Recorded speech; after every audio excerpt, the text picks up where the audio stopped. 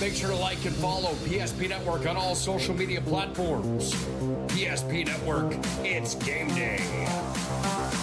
Being in business for over 25 years, we've learned a lot about why local matters. Unlike those guys, we take pride in our work and back our tires with our Plus Plan guarantee to get the most out of your tire's lifespan. Are the tires the same size on all the sides? We strive to provide great value to our guests and lowest prices guaranteed. That's not good. Stop at a trusted tire and auto and get a set of tires from people you know and trust, and will even match those guys. At Ryan Buick GMC, we treat every day like game day. 1.2-liter turbo engine, ultra-wide screen. 1.2-liter turbo engine, ultra-wide screen, on 2. Ready?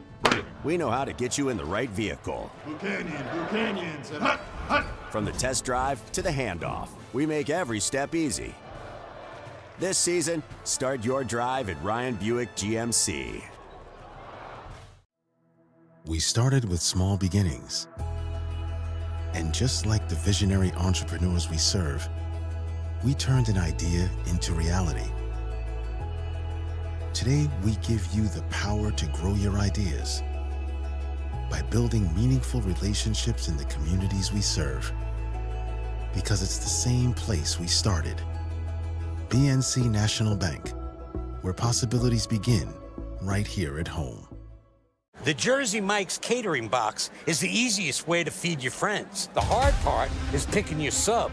That's why we're having a draft. With the first pick, Sarah from Carolina selects number 13, the original Italian. You know, I trusted my gut, and that's exactly where the sub's gonna go, so. Hold on, we've got a trade. Jake traded his second pick with me, because I'm starved. Freshly sliced subs to go, wherever you and your friends go. Jersey Mike's, a sub above. That sinking feeling you get when this happens? That's oil change-anxiety. The anxiety of being without a car with a billion things to do. The fear of being overcharged. The stress of not knowing where to go or who to trust. But you never get those feelings at Valvoline Instant Oil Change, where you can watch us work right from your car, and we finish up in about 15 minutes. We changed your oil and did our 18-point safety check. Valvoline Instant Oil Change. Service you can see, experts you can trust.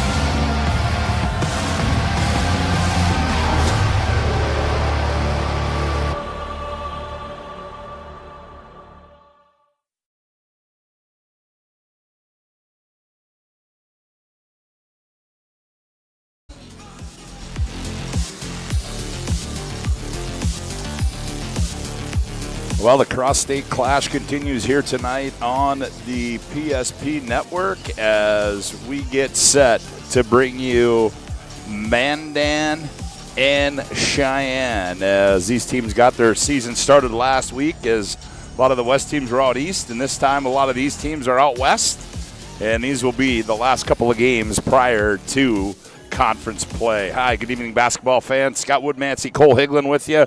Glad to have you aboard on the Valvoline Instant Oil Change pregame show. Valvoline Instant Oil Change, your locally owned oil change headquarters, 25 years, the Lundins. Taking care of people local actually matters, not to mention this oil change is stay in your car drive-through.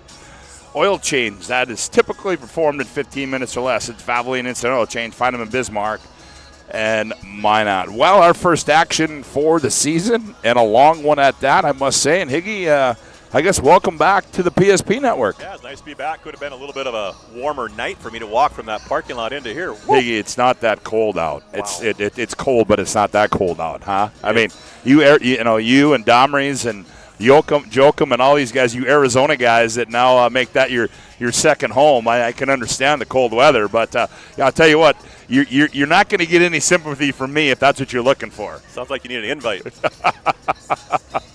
Well, as we said, we've got a boys and girls doubleheader. The Mandan Braves coming in here at 2-0.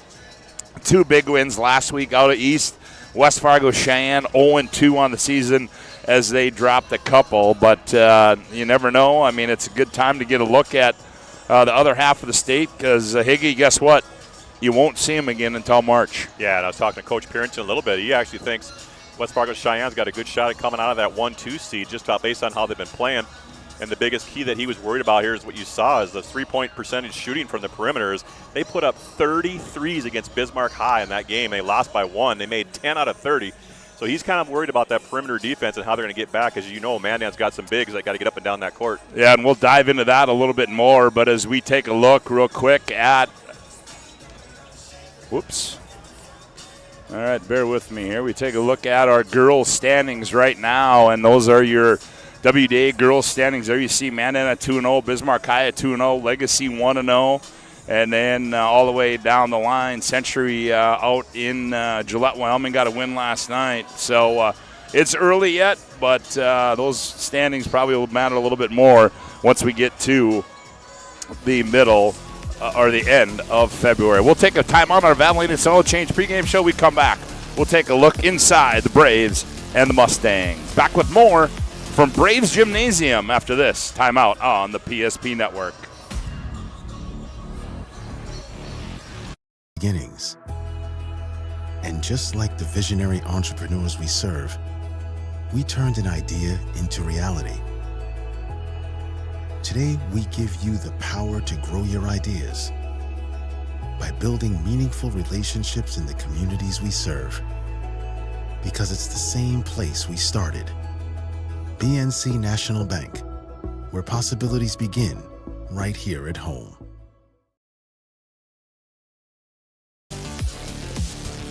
Welcome back to our Valvoline Instant Oil Change pregame show. Cole Hegland, Scott Woodmansey with you from Starry & Bank Gymnasium. As second year of existence for the Starry & Bank Gymnasium and a dandy at that. As Higgy, let's take a look at the West Fargo Cheyenne Mustangs under the direction of Morgan Milbrath. And, if we had an extra 25 minutes in the pregame, we could get into her accolades for you because standout from Minot High on the track side. And Welch, he just took that right on to NDSU and continued her success there. So she'll be at the helm for the Mustangs. But, you look at this team, they missed the state tournament last year. They had 3 straight, 22, 23, and 24. Last year, a down year, just 11 and 13. But as you talked about, this is a team that's, picked in the top 4 in the EDC. And I'm sure certainly a team as a lot of teams out east know that these guys are going to contend when it comes tournament time. Yeah, and you look at that roster a little bit. I mean, they're lacking a little bit of height compared to what you're going to see in Mandan here. I mean, their tallest kid's 6'2", but she's out tonight with a knee injury. So obviously rebounding is going to be a key here for West Fargo Cheyenne. Not just individually, but as a team. They got to control those boards. Mandan, in their last 2 games, had 56 points off turnovers and had 52 offensive rebounds. So obviously the bigs for Mandan go crash those boards. So with the lack of height that Cheyenne's given out there, they're going to have to make sure they're rebounding. I'm assuming you're going to see probably a little bit of a zone here from Cheyenne. Yeah, and you look at this, you got a couple of ladies, Evie Seavald, last year voted all EDC, Zoe Keene, Keene a senior, Seavald a junior, and then you throw in the veteran and Cora Metcalf, a 4-year starter for this Mustang team. So you got a couple of gals on the outside that can shoot it in Seavald and Keene, and then you've got a gal on the inside, Cora Metcalf. She's on the verge of becoming the all-time leading rebounder in West Fargo Cheyenne history. So you look at this team on paper, you go, well, okay, yeah, I can see why they were probably in the top 4, if not the top 3 in the EDC on the girls' side. Yeah, and I just think overall is going to live and die by that 3. Like I mentioned against Bismarck High, they put up 33 pointers. That'd been a fun game to play and to watch too, and a referee. Sometimes those are easy to ref. But, when you're attempting 33s in a game, that tells me a couple of things. One, your inside presence might not be very strong, so you're trying to look to open it up, use your penetration and kicks and get those open jump shots. But 30 attempts in one game, that's a lot. So it'll be fun to see how they defend here and get knock down shots. Well, this is the type of game, or these are the type of games the first couple of weeks where you do things like that, and you try to find rotations, you do things, and find out just exactly what are we going to evolve into as our regular season progresses along. Yeah, and I think you just got to learn by these non-conference games here, a little bit of your mistakes. You're going to get the nerves at times. Obviously, you travel 3 hours here to Mandan in the cold. These kids got to adapt. They got to learn just a little bit. But it'll be fun to see how they can react and kind of just learn on the fly. Well, our Valvoline Instant Oil Change pregame show rolls on from Cheyenne Bank Gymnasium. We come back. We'll take a look inside the home team, the Mandan Braves. Back with more on the PSP Network after this timeout. Learned a lot about why local matters. Unlike those guys, we take pride in our work and back our tires with our Plus Plan guarantee to get the most out of your tire's lifespan. Are the tires the same size on all the sides? We strive to provide great value to our guests and lowest prices guaranteed. That's not good. Stop at a trusted tire and auto and get a set of tires from people you know and trust, and will even match those guys.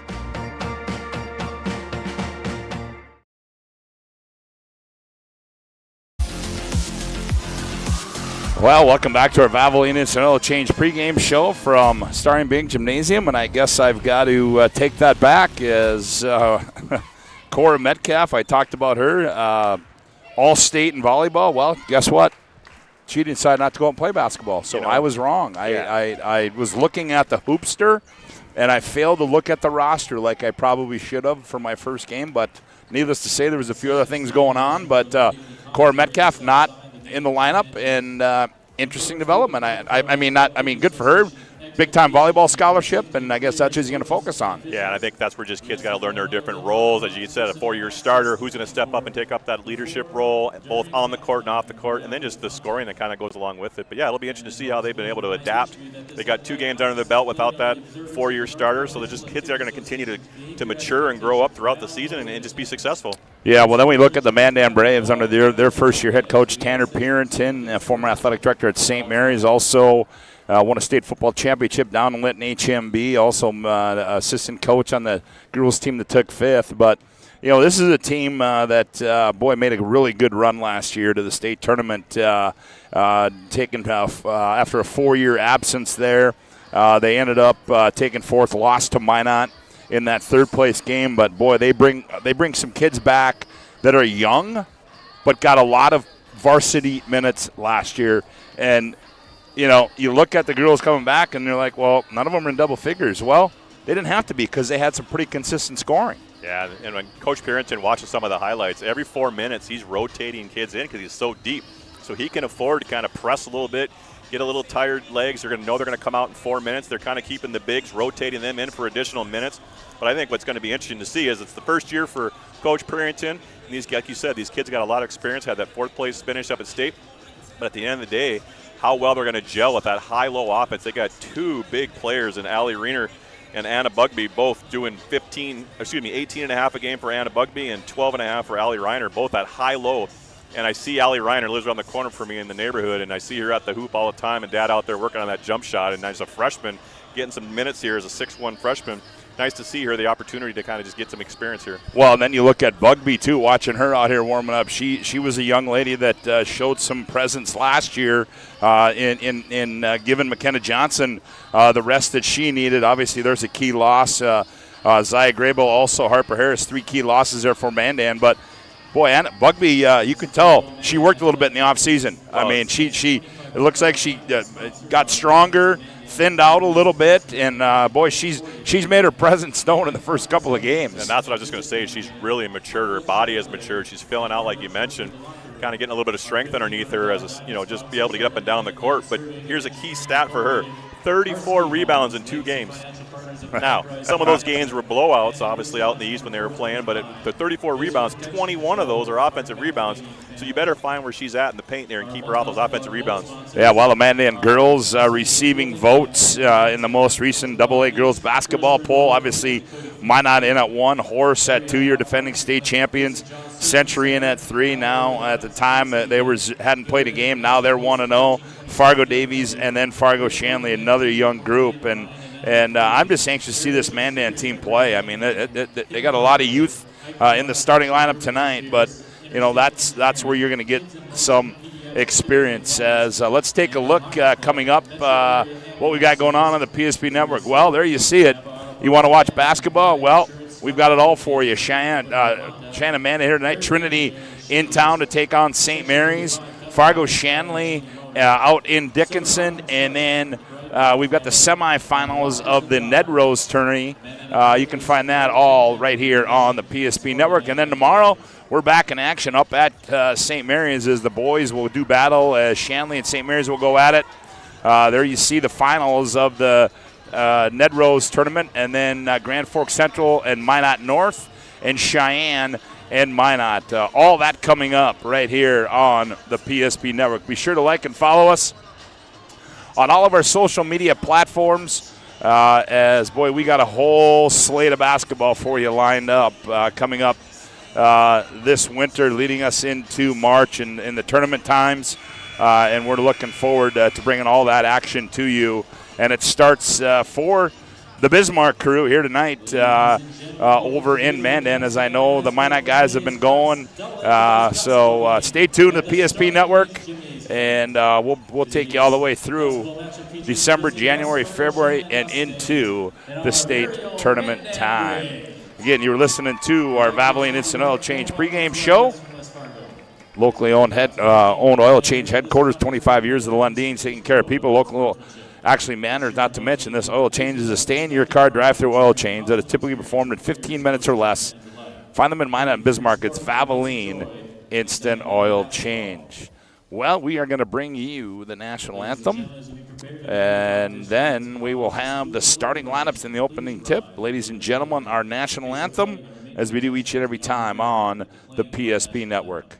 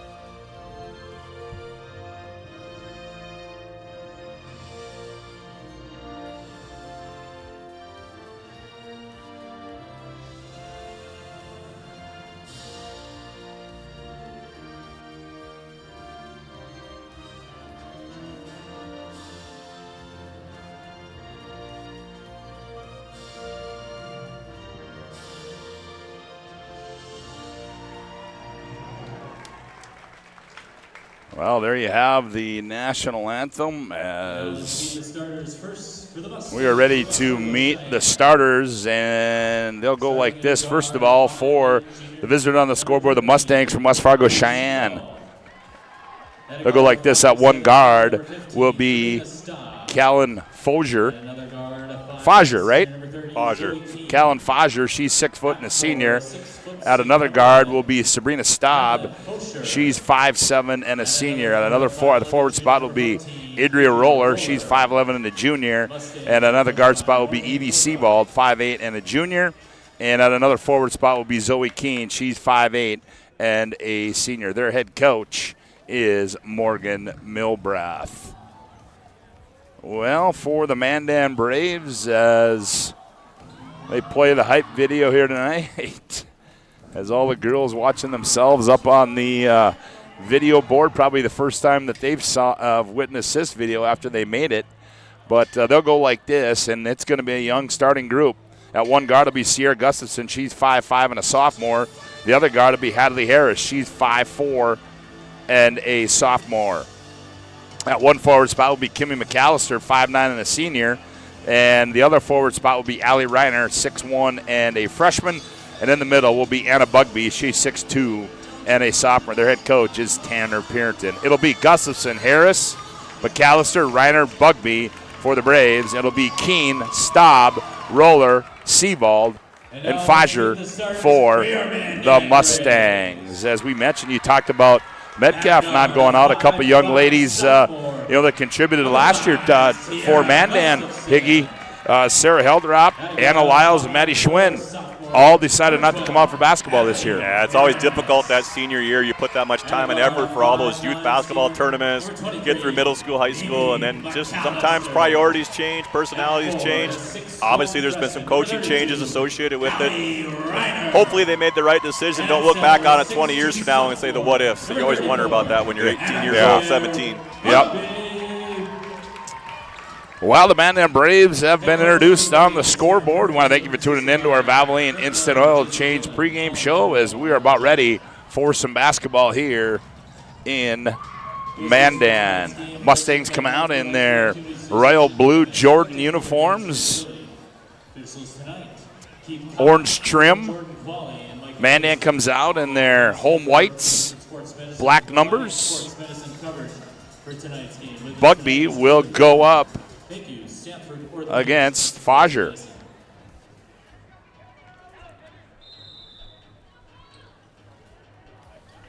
Tip is controlled by the Mustangs, and in control of that is Seavold. Comes left side to Roller. Roller now hand back and tied up there by Hadley Harris, and Mandan turns over the Mustangs on their first possession. And you're already seeing that man-to-man kind of jump those pick-and-roll screens and try to get him to roll. Got to come off hard, set that ball screen, create some space. Harris will control, goes high left side. Gustafson, now they look up high to Bugby. Bugby, top of the key, puts it on the bounce, drives down the right side, up off the glass, too strong, and rebound pulled out of there by Fager. And she's hounded in the back. That's Seavold hounded in the backcourt. And it's going to go out of bounds off Mandan. It'll stay with the Mustangs. Well, and that's just interesting to see how Bugby, the confidence when she came off that down screen, popped to that elbow and just kind of gave a quick shot fake, put it on the floor. Last year, I don't think she would have put it on the floor as quickly as she did this year. So she's definitely created another option on her offensive repertoire. They inbound it to Zoe Keene. Now they come in the left corner. That's Fager with it. No, that was Roller. Now she tried to bounce pass inside, taken away again by McAllister. Now left wing, Gustafson, ball fake. Now comes up high, Reiner. Reiner jabs left, goes right. Now right wing three on the way. McAllister, too strong. Weak side rebound, Zoe Keene. She's going to be tied up underneath. Jump ball, and this one's going to go to the Mustangs. It's just settling for those jump shots when they kind of got an opportunity. No one's on that baseline there where McAllister could have gave that head fake and put it on the floor, especially early in the game. Don't settle for those jump shots. Get to the rim, get some fouls, get an easy bucket, then those jump shots start getting a little bit easier. Still no score to BNC Bank scoreboard, but we're going to have our first foul of the ball game. It's going to go to Sierra Gustafson. First personal, first team foul for Mandan. If it happens and you play that pressure defense, Mustangs working up the court, drop it weak side. Ooh, shot missed there by Roller.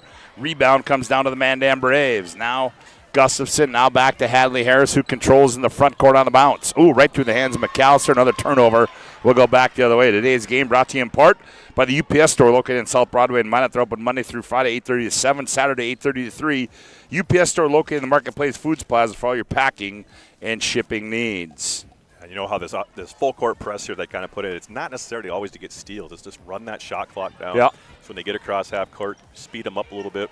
Long inbound to Roller. Oh, they find Keene on the cut. Oh, she misses the bunny. Rebound to Reiner. Yeah, it's two bunnies they've missed. Outlet McAllister. Now McAllister has it taken away by Keene. Keene, the left-handed bounce, creates contact, goes in, scores it, but no, they're going to say it was on the bounce. Yeah, as Keene McAllister got her on the ground there a little bit. Not a bad foul, but a wide-open layup. That's two layups in a row that Cheyenne has missed, and now they got a foul here, so they're 0 for 3 on easy buckets. Zoe Keene will trigger the bounds. No score on a BNC Bank scoreboard. 16.5 to go here, opening half. They get it inbound to Seavold. Now out high to Fager. Now here's Keene in the paint. Keene, fall away shot, rolls off. Rebound, Bugby. Bugby wants to play point guard. Keene poked it away, and it's going to go off of Gustafson. It'll stay with the Mustangs. Good hustle play there by Zoe Keene. Yeah, and that's where Bugby just got to keep it above her head, let the offensive player come back to her, don't float it underneath that rim. Again, she's only a sophomore out there, taking a lot of the responsibilities that she has in past years. Long inbound to Seaball, out by the timeline, comes off a screen, turns the corner behind the back in the paint. Out drops it left wing, shot fake there by Fajer, now gets it back to Keene. Keene hounded there by Gustafson. High right side. Ooh, long three there by Staub. That one's off. Rebound there to Fajer. Her shot up off the window and scores it. Well, just a good offensive rebound there by Fajer. And again, just that pressure that Mandan's putting on there is making Cheyenne settle for long jump shots. There you see it off the board there. Here's a three in the other end. And on a Ryan Family Dealership replay, that one comes off strong as Fajer gets the first 2 points of the ball game for the Mustangs. Well, we talked a little bit on the pregame about how they're going to defend Bugby on the rebounding. Like I said, she had 21 offensive rebounds in one game, and she's already got 2 so far here tonight. Sticking with man-to-man. Lizzie Millen checks in. Also in the ball game, I didn't see who else came in. Here's a layup on the other end. That's up and good for Bugby. As Bugby gets Mandan's first 2. Nifty move there by Anna Claire. Here's a turnover in the backcourt. Skip pass, McAllister, left baseline. Oh, nice wraparound. Layup up and good there. And that was Kaylin Talley on the hoop. Race foul number 12, Hadley Harris, her first personal. So Bugby with 2, Talley with 2. The Braves, number 10, Tatum Radke. Tatum Radke in the ball game now for Mandan.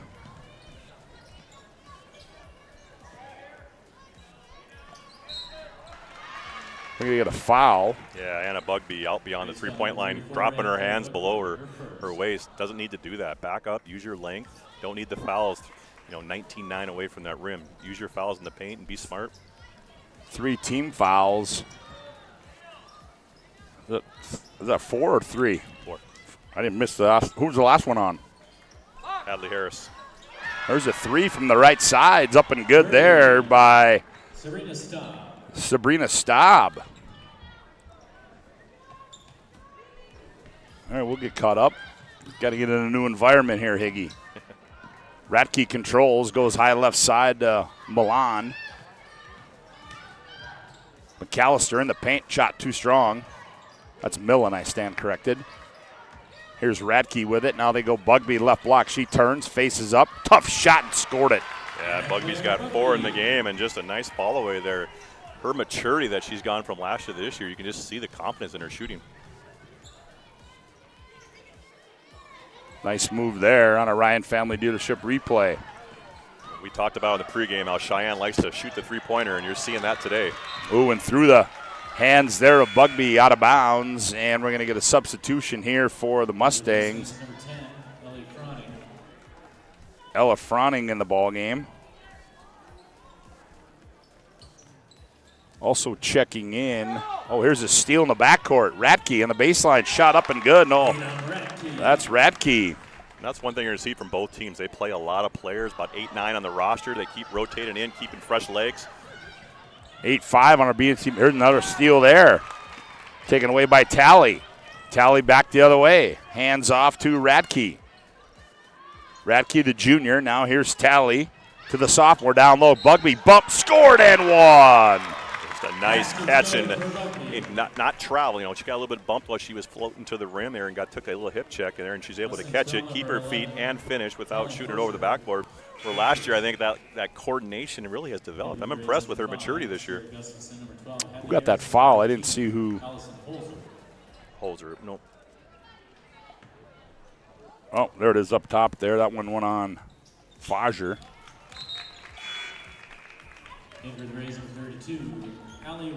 Allie Reiner back in. Bugby goes down. Bugby's got a quick 7 in this one. Her team leads 11-5 on the BNC Bank scoreboard. They get it into Keene. Froning now up the right side to Keene. She doubled up there, and Stepped on the out-of-bounds line, and we'll go back the other way. So there's that pressure by the Mandan Braves, forcing another Mustang turnover. Nice job by Gustafson and Harris where they used that out-of-bounds line as a third defender there and really had nowhere to go, and then the backcourt. So, yeah, just nice job keeping their hands back, not picking up the foul when that offensive player's in trouble. Allison Holzer in the ball game now for Mandan. All the Mustangs take it away. Here comes Keene. Lead pass. Nice catch. Layup. Got it. Nice fast break there. Ella Fronting with the bucket there on the other end, and it's 11-7. You just love when these reward those people that run the wings and throw it over top of the defense, and that's sometimes what happens when you make a quick shot and the defense is kind of lackadaisical getting back. Here's Holzer with it. Taken away there by Fronting. No, that was taken away by Brooklyn Nickerson on the other end. Sebald scores it, and we're going to have a timeout on the floor as Standard Pierington wants to talk it over. 12:40 to go, opening half. Mandan 11, Mustangs 9. Back after this timeout on the PSP Network. As a group of people living in the same place or sharing common goals. Community is the largest part of our name, and we make it the largest part of our business. We support our local schools, organizations, youth programs, and local events from Bowman to Bismarck because we all share a common goal to better the quality of life in our communities. Come bank with us at Dakota Community Bank and Trust, your real community bank.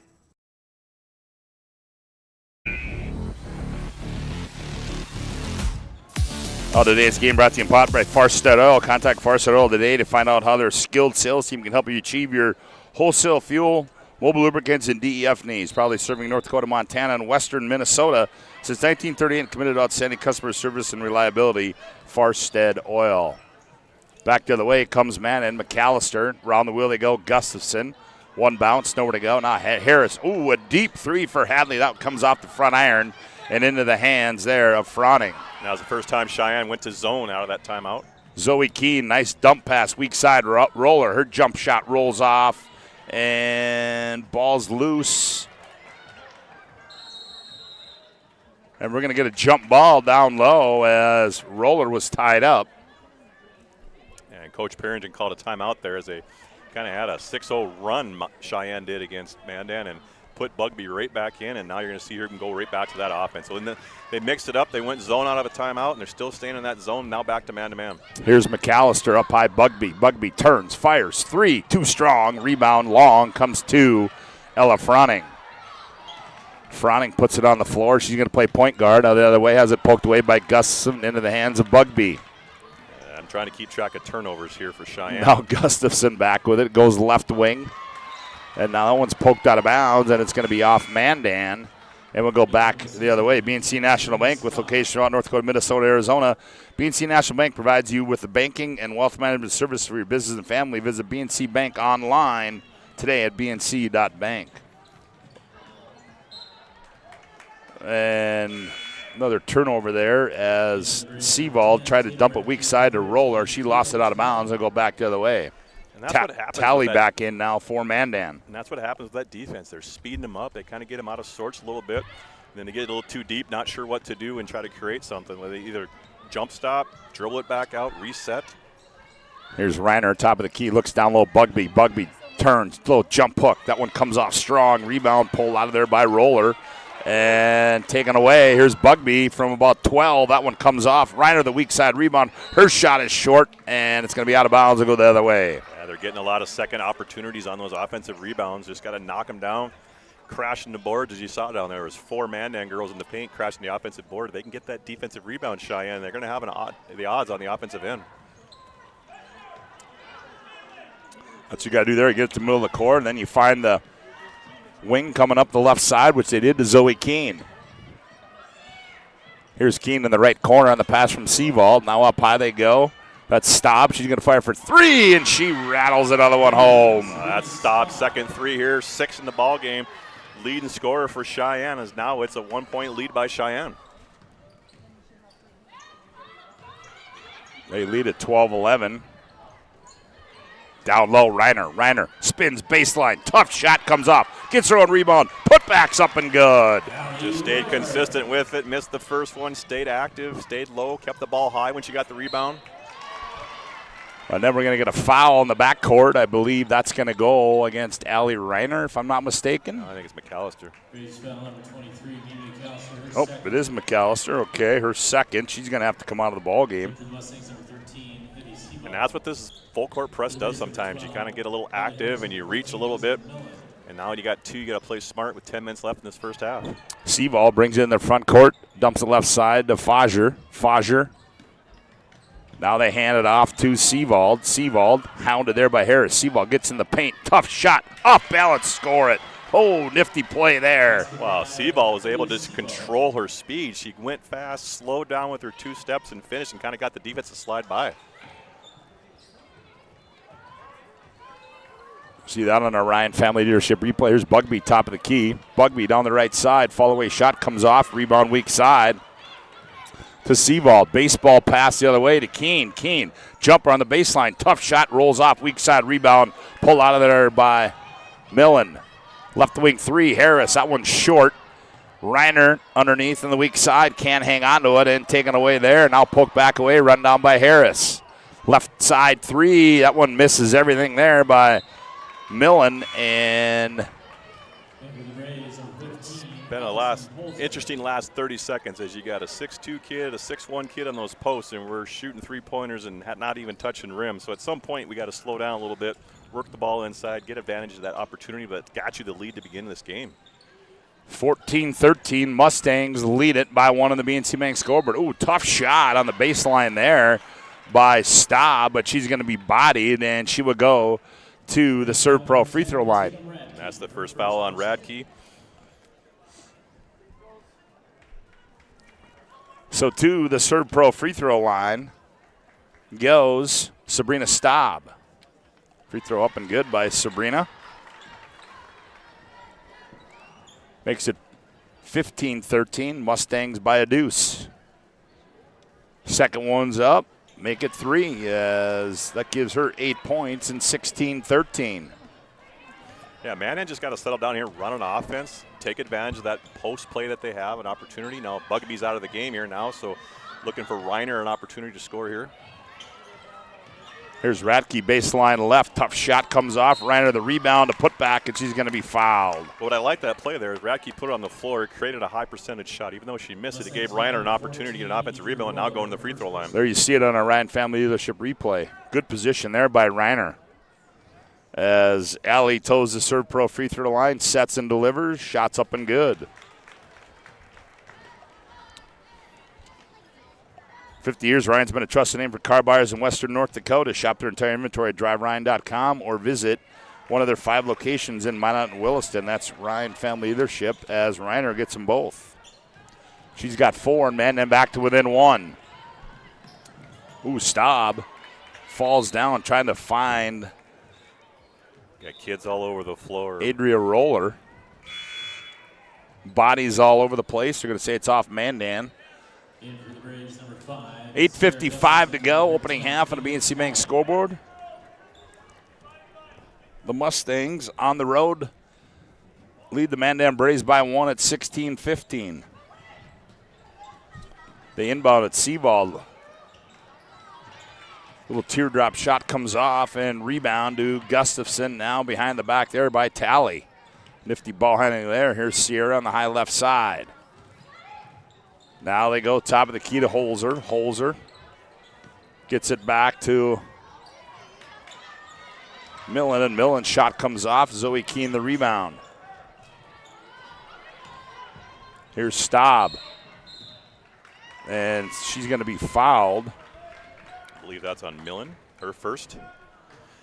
Again, Mandan's not doing a very good job of getting back on defense. I mean, they break that press, Cheyenne does, and then they got to sprint to that hoop, turn around and find your player. And Cheyenne's running to those three-point lines, getting wide in transition. So when Mandan's not getting back, they got to get to that paint, turn around and find somebody. Yeah, that's a 7th team foul.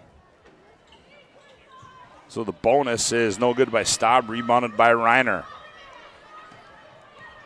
Tally will control now for Left wing 3, Millen, that one too strong, weak side. Gustafson, and she stepped out of bounds, didn't know where she was at.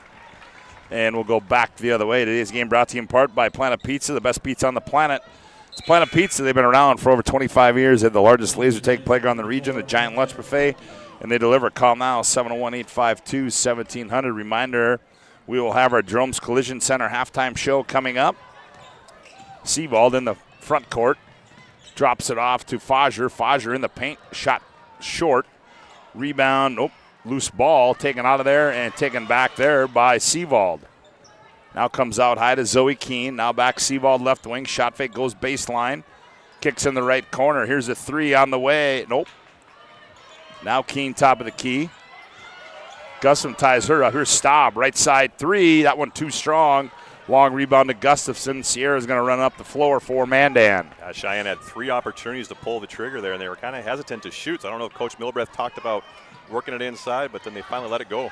Down low, Bugby. Bugby turns, falling away. That's 2 on Fager. Mustangs foul number 11, Kellen Fosher, her second. Well, we didn't get that. Well, Is it Fosher or Fager? Didn't they say Fosher? They said Fosher, but I talked to Coach Milbreath. She said Fager. Okay. I didn't want to jinx Bugby, but she's 73% free throw shooter on this season. Misses that first one. She's already nailed 1 here tonight. Serve Pro 24/7 emergency service, trained technicians, advanced technology, Fire and Water Cleveland Restoration at Serve Pro. Second one, Bugby missed them both.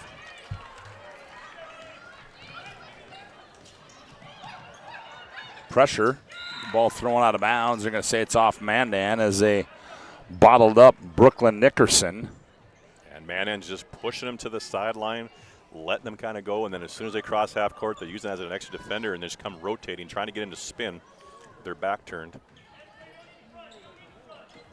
They get it inbound to Roller. Now Froning, nowhere to go in the paint, now kicks it left side. Here's Roller, her shot comes off, long rebound run down there for Mandan. Lob pass to Bugby. That was just a tough angle Hadley there. Harris throwing it away there for the Mandan Braves. Yeah, just a tough angle, dribbling down the court. You're straight on, get it to the angle, seal the post, get a 45-degree angle pass in there.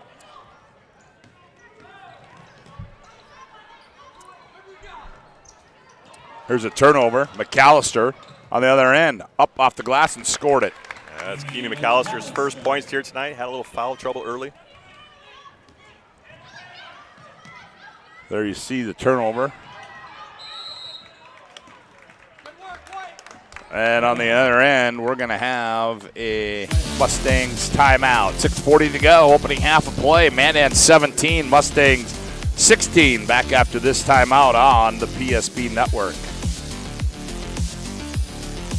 Relax, spas, etc. Bismarck's #1 hot tub and sauna dealer brings luxury and wellness straight to your home. Discover top brands, Sundance hot tubs, and Michael Phelps swim spas that deliver not just relaxation, but real therapeutic benefits. Right now, save up to $5,000 or enjoy up to 72 months interest-free financing. Visit us today at 1420 East Main Avenue in Bismarck and experience the best deals for yourself.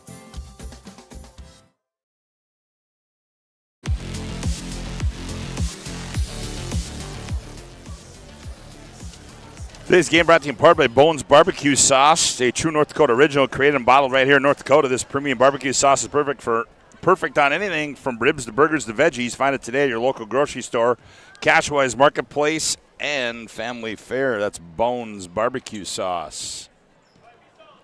17-16, Mandan by 1. Mustangs out of the timeout. Finds Staub. She attacks, kicks in the right corner. Roller. Now back up high, they go to Froning. Froning goes baseline right, nothing there. And we're going to get our first shot clock violation of the ball game. Yeah, and that's where the bench of Cheyenne's got to be able to point that out. And I don't know if Coach said anything during that timeout, but someone on that bench should be watching that, alerting their teammates. Here's Gustafson. Down low, Bugby. Ooh, nice high-low action there. Layup is up and good. And that's there all night. If they just take their time, get it across half court, use that to their advantage. Back in the other end. Staub out of the left corner for 3. That one bounces off right of the rebound. Quick outlet. McAllister in transition. Flyby. Turns. Fires. In and out. Hangs. Oh, it comes off. Bugby the board. Bugby the putback. Bugby's having a game here. Got 11 already here in the first half. How about the work there by Anna Claire Bugby on the putback? And that's one just unfortunately, 6'2", and just I thought she kept her arm straight up. Little body contact on the hip, but I thought the offense created that, and unfortunately that's her second foul here. So Bugby gets her second.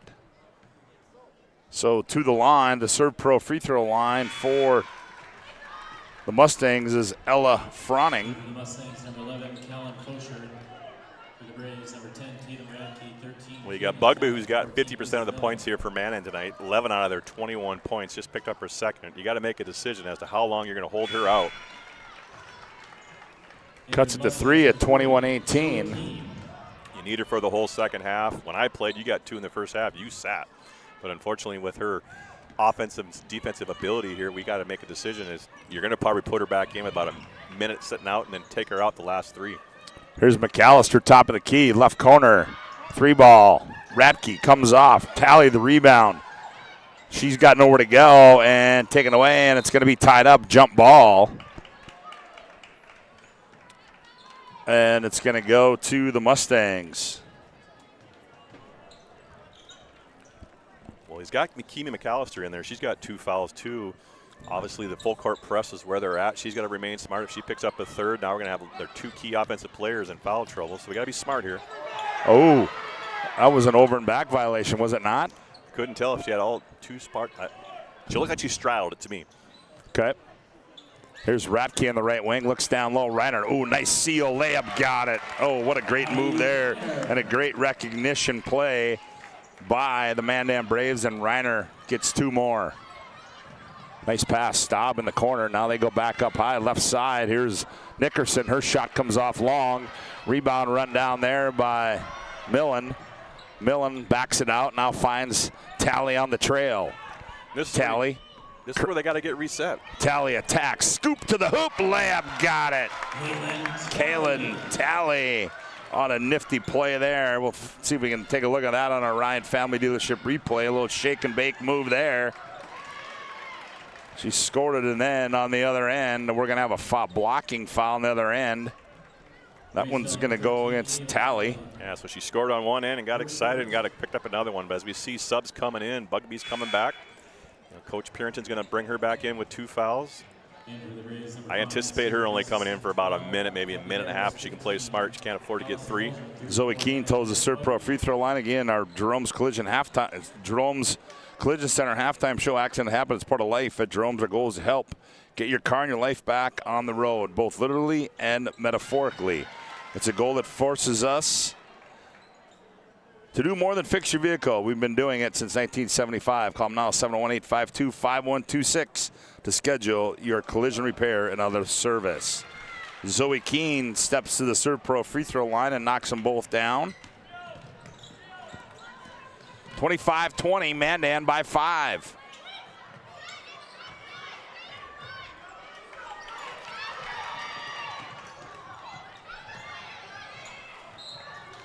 As Millen attacks the paint, and she's going to be fouled. Bugby was doing a great job of sealing that weak side. That's when that ball gets reversed the top of the key. You can't hold it. You got to whip it over to the opposite wing and then 45 angle in with a nice bounce pass, and you got to lay up. Fudger with the foul. As Millen misses that one, the 5'6" junior.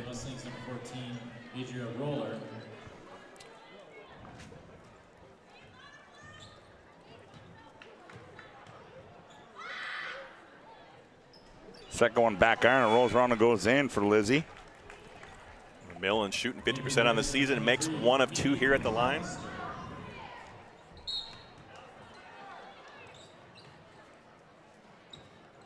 Oh, big Dallas Hansen tuning us in up in the northwest.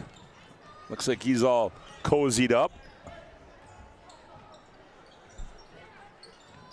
26-20. Seavold attacks. Shot comes off. Tie up down low. Jump ball going to the Mandan Braves. Holzer tied up there by Fager, and it will go back to the Mandan Braves. I just like the aggressiveness of Seavold out there. She's just kind of doing a little bit of everything, getting to the paint, making those extra passes, those perimeter shooters. She's just got to continue to be pushing the issue a little bit, splitting the gaps. Here's Gustafson, right size three. That one's short. Rebound. We have another jump ball. This one's going back to the Mustangs. This game brought to you in part by Minot State University. Best way to predict your future is create it. Over 100 areas of study at Minot State. You'll earn the degree for the career you desire. More than 96% of recent Minot State grads employed or continue their education. MSU grads get jobs, period. Minot State University, be seen, be heard, and be you. Here's a takeaway by McAllister. There's that pressure again. McAllister attacks. Ooh, may have got away with a double dribble. Ooh, right through the legs of Bugby and taken away there by Seavold. Here's Staub, left side three, sets her feet, bingo. Oh, good patience, way to break that press. That's her third three in the game, 12 in the ball game. Nice baseball pass there by Zoe Keene, as you see on a Ryan Family Leadership replay, and Staub nails it. On the other end, Bugby misses a bunny. Reiner the rebound. Reiner goes up, attacks. She's going to be fouled. And I'm not sure who they're going to get there. Yeah, it's Adria Roller. She did a nice job on Bugby right away on the defensive side of it, keeping her, pushing her underneath low on that block. And then unfortunately, came off a weird rebound, had her hands too low. Yeah, did we see who that was? One was on, Cole? I didn't. Yeah, Roller. Was it Roller? Yep, her second. Okay.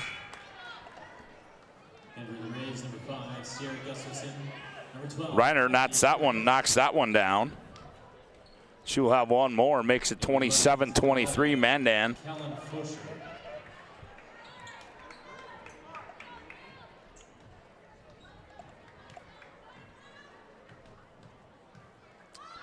Second one by Reiner. That one's up and good as well. Allie 4 for 4 from the free throw line. Her team leads by 5. Back with it comes Seavold for the Mustangs, hounded by Harrison Gustafson. Here's Staub, loves that spot, left side, no good. And ball poked out of bounds. It's going to go to the Mandan Braves. Well, I mean, for West Fargo Cheyenne, they only got 5 kids in the scoring column, and Staub's got 12 out of the 23 points here. So you got to know where she's at on that three-point line, knocking down 3 threes already. 5'7" senior Staub. Here's Hadley Harris with it. Hadley looking, now gets it off to Gustafson. Gustafson, and we're going to get a foul, as I believe they're going to get, they're going to get Staub, first personal.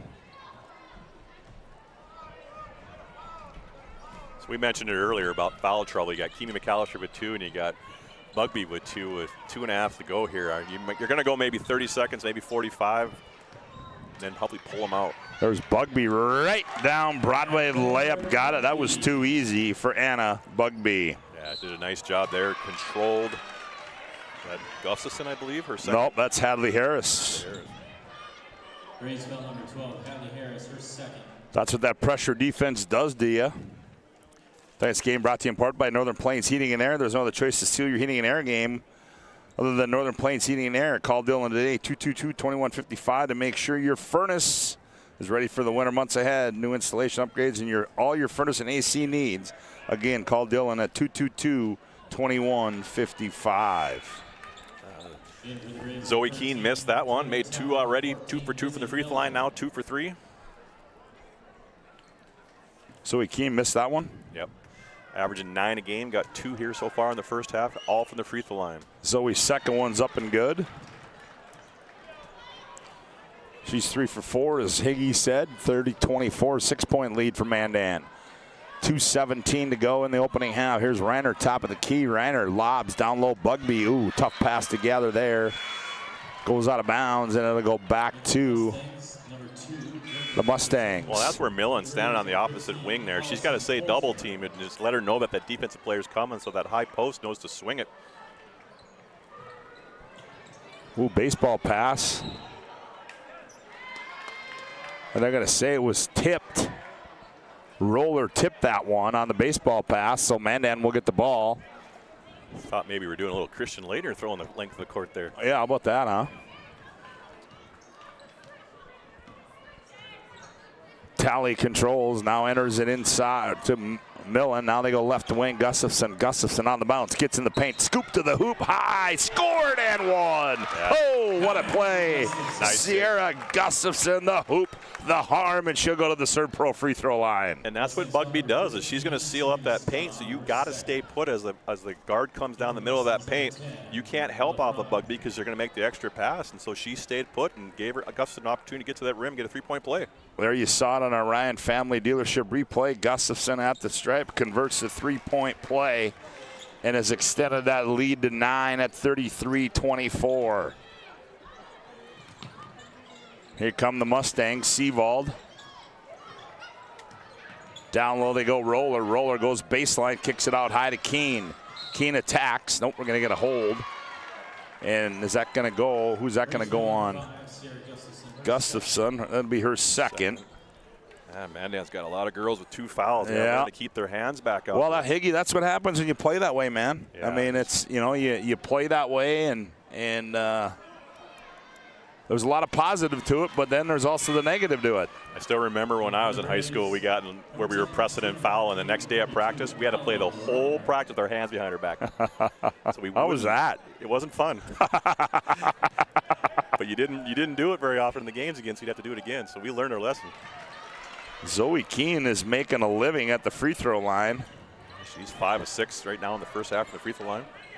Brings that lead back to within 7 for the Mustangs. Minute 35 to go. Mandan in the front court. Radke now goes right side to Millen. Now Reiner around the wheel. Left side they go to Tally. Tally goes baseline left. Nothing there. Now up high. Here's Millen. Millen down the left side. Fires at the left-handed shot. Poked away. Holds with the rebound. Down low Reiner. Reiner double up down low. Blocked away. Ball's loose. Who's got it? And we got a wrestling match on the floor. And the Mustang bench is up. And it's going to be Mustang basketball. Yeah, we had a shot clock. Good defensive rotations there, getting on the ground, giving up the second shots, but not giving them an easy bucket. So nice job by Cheyenne Mustangs there. Shot clock violation. Oh, Reiner must have a little bit of a scratch on her. Yeah, that's going to bring Bugby back in. Yeah, Coach Parrington, you have 2. Be smart. That's the first thing he said. He goes, go. You got 2. They inbound it to Froning. Froning hounded there. Now back to Keene. They work it up. Keene nowhere to go. Long pass to Roller. Roller's going to tack on Bugby. Oh, good hustle play there by Millen to knock it out of bounds as Seavold freed herself up on the weak side. But a good hustle play by Millen, knocked it out of bounds, and Zoe Keene will trigger it in. And that's where that rotation on that defense on that weak side. Wide open 3. Nickerson. Long 2 comes off into the hands of Radke. Tatum down low, Bugby, drop step, turns in the paint. Nope, too strong. Nickerson the board. We're going to get a jump ball tie up. It's going to go to Mandan. Mandan just crashing those offensive rebounds where, again, Cheyenne's got to put a body on somebody, keep them off the boards before they take off, run on that offense.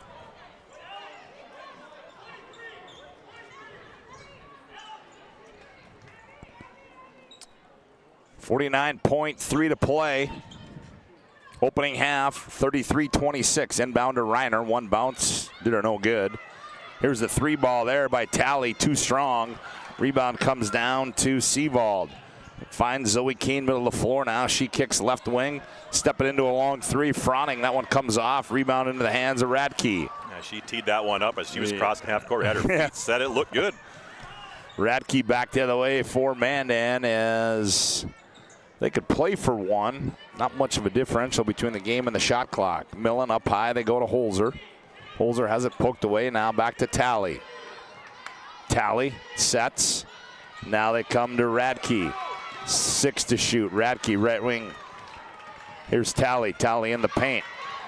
Here's Millen. 3 ball. That one's in and out. I thought with horn sounded, and that's going to end the opening half of play here from the Starion Bank Gymnasium on the campus of Mandan High School. As we go to break on our BNC Bank scoreboard, it's Mandan 33, Mustangs 26. We'll be back with our Jerome's Collision Center halftime report after this timeout on the PSP Network.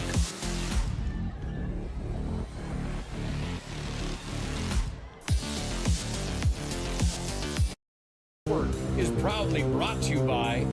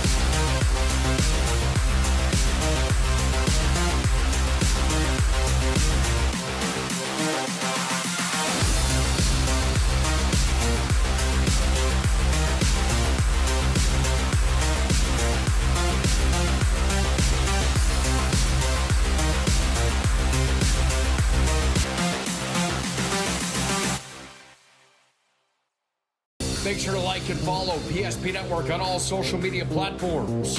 PSP Network, it's game day. Our initial reaction when we realized he had 2 broken bones was fear. Then once we realized and got a plan with Trinity and our doctor, a lot of comfort. He told me that he can fix my arm, and he showed me a lot of stuff that he could do to help me. Trinity Health Orthopedics is as good as you can find anywhere in the country.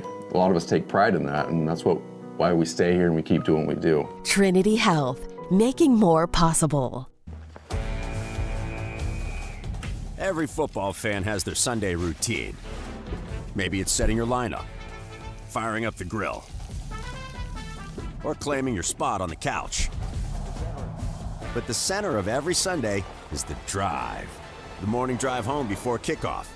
The drive to your buddy's watch party. Wherever you're headed, we can take you there.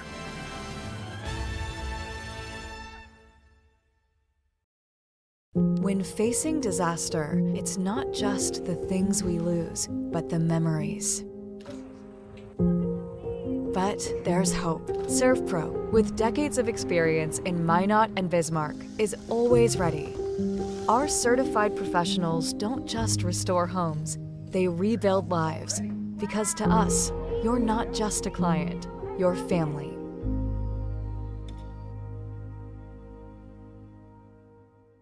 Breathe in. I can't believe I wrecked my car. There's some things in life we can't control. But what's important is how we respond. At Jerome's Collision Center, they provide the highest quality of service, assuring the job gets done stress-free and making it feel like a breath of fresh air. And to give you peace of mind, they handle the insurance. Are you even a therapist? Don't worry about it. Jerome's, they're the experts. Jerome's.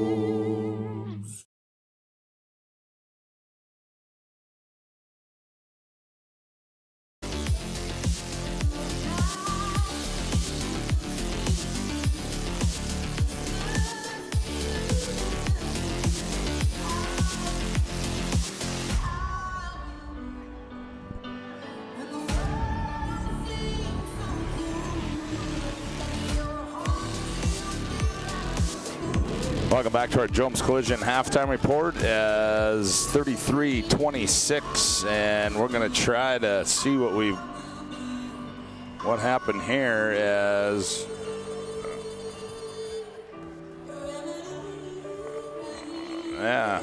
under our intermission,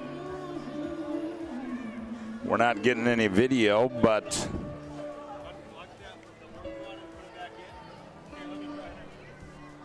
we're going to try to get this fixed. We'll take another quick timeout here on the PSP Network.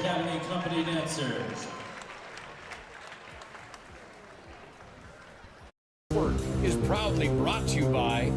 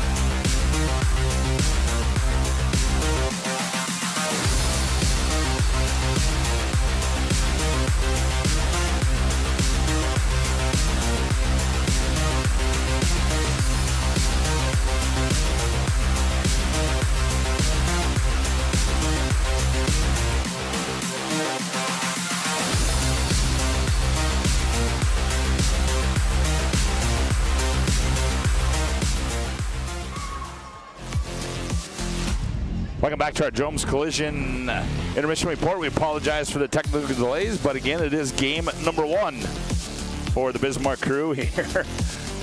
As that's what's going to happen, but we got our fix, and Drums, accidents happen. It's part of life at Drums. Our goal is to help you get your car and your life back on the road, both literally and metaphorically. It's a goal that forces us to do more than fix your vehicle. We've been doing it since 1975. Call 701-852-5126 to schedule your collision repair or other service. Collision repair is our specialty. We value you and your car. And for a look at the first half numbers, here's Cole Higlin. All right, for West Fargo Cheyenne, kind of a slow start to begin with, and obviously they rely on that perimeter shooting. Ella Froning with 4, Callan Bozier with 2, Abby Seafall 4, Sabrina Staub kind of leading the way here with 11 with 3 3-pointers, and Zoe Keene with 5 for a total of 26. They're averaging 47 games. They're about halfway there here tonight. Got to find some ways to get to that paint, get to that free throw line. And then for the Mandan Braves, Sierra Gustafson with 3, Tatum Ratke 2, Kaylin Talley 4, Lizzie Millen 1. Kimmy McAllister had a little bit of foul trouble, only has 2, averaging almost 14 and a half a game. Allie Reiner with 8, and Anna Bugby with 13 leading the way. So 33-26 at half, Mandan. Yeah, pretty impressive first half there for Mandan, and not to mention Cheyenne. Well, they hung right with them, had the lead midway through that second half, but then Mandan just turned things on, and they've got that 7-point lead at the break. As reminder, what's coming up the rest of the week, which means tomorrow on the PSP Network. Lots of basketball up in the Magic City as Central and Cheyenne, as West Fargo Cheyenne will travel to Minot tonight as they will take on the Magi. Grand Forks Central in town to take on Minot North. And then we'll have a boys only game for you at 1:30 tomorrow. Shanley in town to take on St. Mary's. And then also the third place and championship game of the Ned Rose tournament. So lots coming up and lots more to follow right here on the PSP Network. Be sure to like and follow us on all of our social media platforms. And also, well, hey, if you're out in any of those communities, the student section, Bring the Noise Award, tag us on Instagram, Facebook with your cheering section. And who knows, brought to you by BSN Sports, who knows what you guys may win if you've got that tagged on our social media platforms.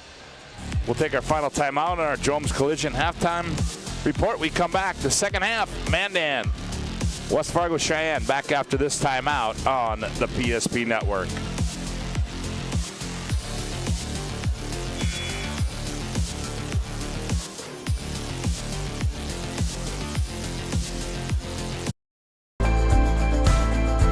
At Planning Team Financial Advisors, we help individuals create their personalized strategies. We specialize in financial planning, retirement planning, insurance, and 401k distribution options. Don't leave your future to chance. Call Planning Team Financial Advisors today for a free retirement review.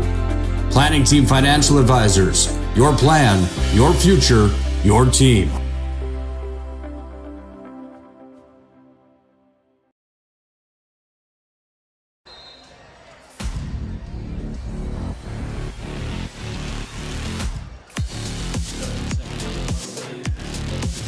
Well, the Mustangs will have the ball to start the second half, and looks like they're going to start the same way they started the ball game. So will the Mandan Braves as the Mustangs control it. Zoe Keene enters the offense for the Mustangs. Seavold up high, they go to Fager. Now Staub, right side three. That one comes off. Weak side rebound, Roller. Nifty reverse layup, up and good. Well, I just thought a better offensive set that time as they took their time, used the shot clock. I think Cheyenne, to stay in this game's got to keep a slow pace below 50.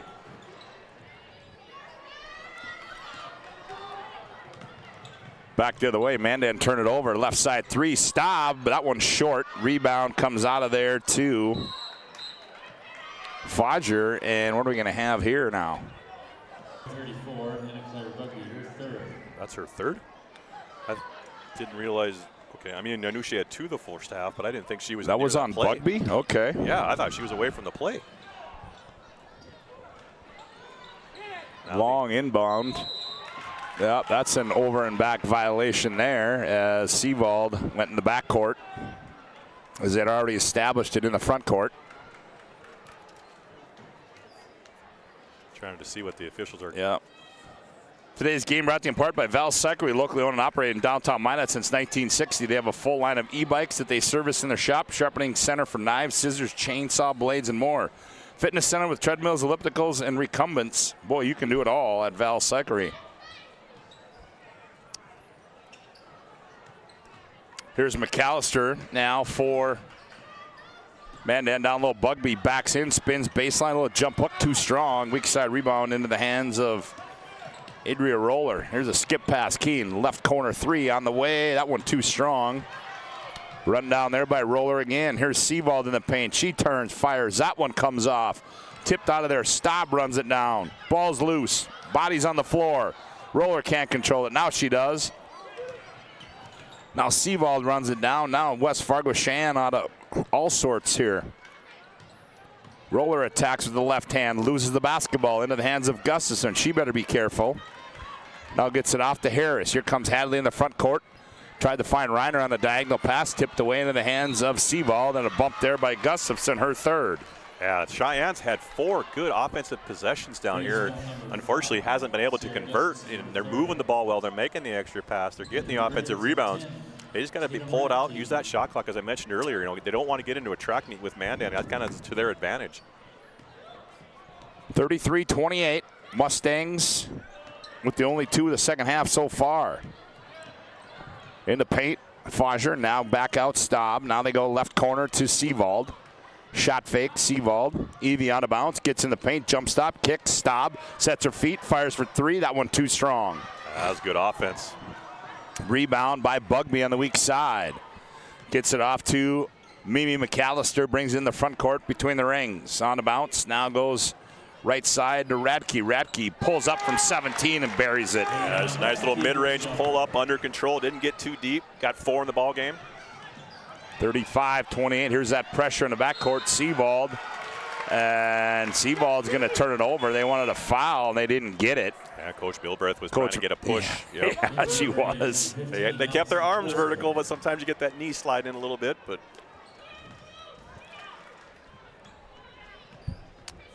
inbound the backcourt to Hadley Harris. Hadley goes right side to Radke. Now up high they go to Holzer. Out of bounds, McAllister in the paint, works traffic in there, and she's going to be fouled. I believe that's on Roller, I believe, her third. Number 11, Callan Fosher, her 4th personal. Callan Fosher? Fosher? Yeah, I was confused on who that foul was on because she I was saying Fosher. I was told with a Z. Fosher, okay. So it's Fo, not Fa. We apologize, Callan. We're not getting that right. That's what we were told when we asked. Is McAllister, did she get 1 of 2 there? Yep, 1 of 2. Keenan McAllister is going to have to step up her scoring game, as we mentioned, averaging about 14.5 a game. Just got 3 so far. Ooh, late pass there and a good steal by Radke. Here's McAllister in the front court. Skips it left side. Harris sets her feet. Fires. Too strong. Rebound into the hands of McAllister. She's got nowhere to go. She just flips one up into the hands of Reiner. Blocked from the backside there by Seawald. Lead pass Keene. Keene in the open floor. Layup. Got it. Yeah, just getting out in transition is Key's beating everybody. She's got 7 in the ball game, but Mandan's got all 5 girls getting into that paint trying, but somebody's got to stay back, and typically it's your point guard. Mustangs back to within 6 at 36-30. Suitcase violation. Shuffled the feet there, got a little quick, trying to. I was hoping I could get one of those in tonight. Can't use shuffle the puppies. Domrey's has got that one patented. So we'll go back the other way as the Mustangs trail it by 6. The inbound to Keene. Keene now going the wrong way as she's forced backwards. Now here's a lead pass and too far as she led Ella Fronning, and it goes out of bounds. It'll go back to the Mandan Braves. And we're going to have a First National Bank and Trust timeout on the floor. 14:36 to go. Mandan 36, Mustangs 30. Back after this timeout on the PSP Network. This page is in a history book, a time gone by. But even in this modern world, there are new frontiers to conquer. Whether you're tending the land to grow a better tomorrow or growing a business for new opportunities, the work you do powers the world. Exploring the frontier means stepping forward, shaping the future for yourself and for those around you. First International Bank and Trust, helping you live first, one step at a time. This game ready apart by the Aggie Foundation. Vote each week for the PSP Network Player Performance of the Week. Nominees will be posted on social media each Monday, with the winner announced on Thursday. The Player Performance of the Week is sponsored in part by the Aggie Foundation. Learn about their charitable work at aggiefoundation.com. Mandan has the basketball out of the timeout, leading this one by 6. Reminder the boys to follow this one. McAllister down low. Good defense down low there by Roller. Knocking it away from Bugby. Back comes the Mustangs. Here's Seawald. Lob pass on the backside. Roller goes up and grabs it. She's hounded down low. Now gets it off. Left corner 3 on the way. Bingo! Ella Fronning just knocks nice down offense. A 3. Yes, just inside out, being patient, kick it out.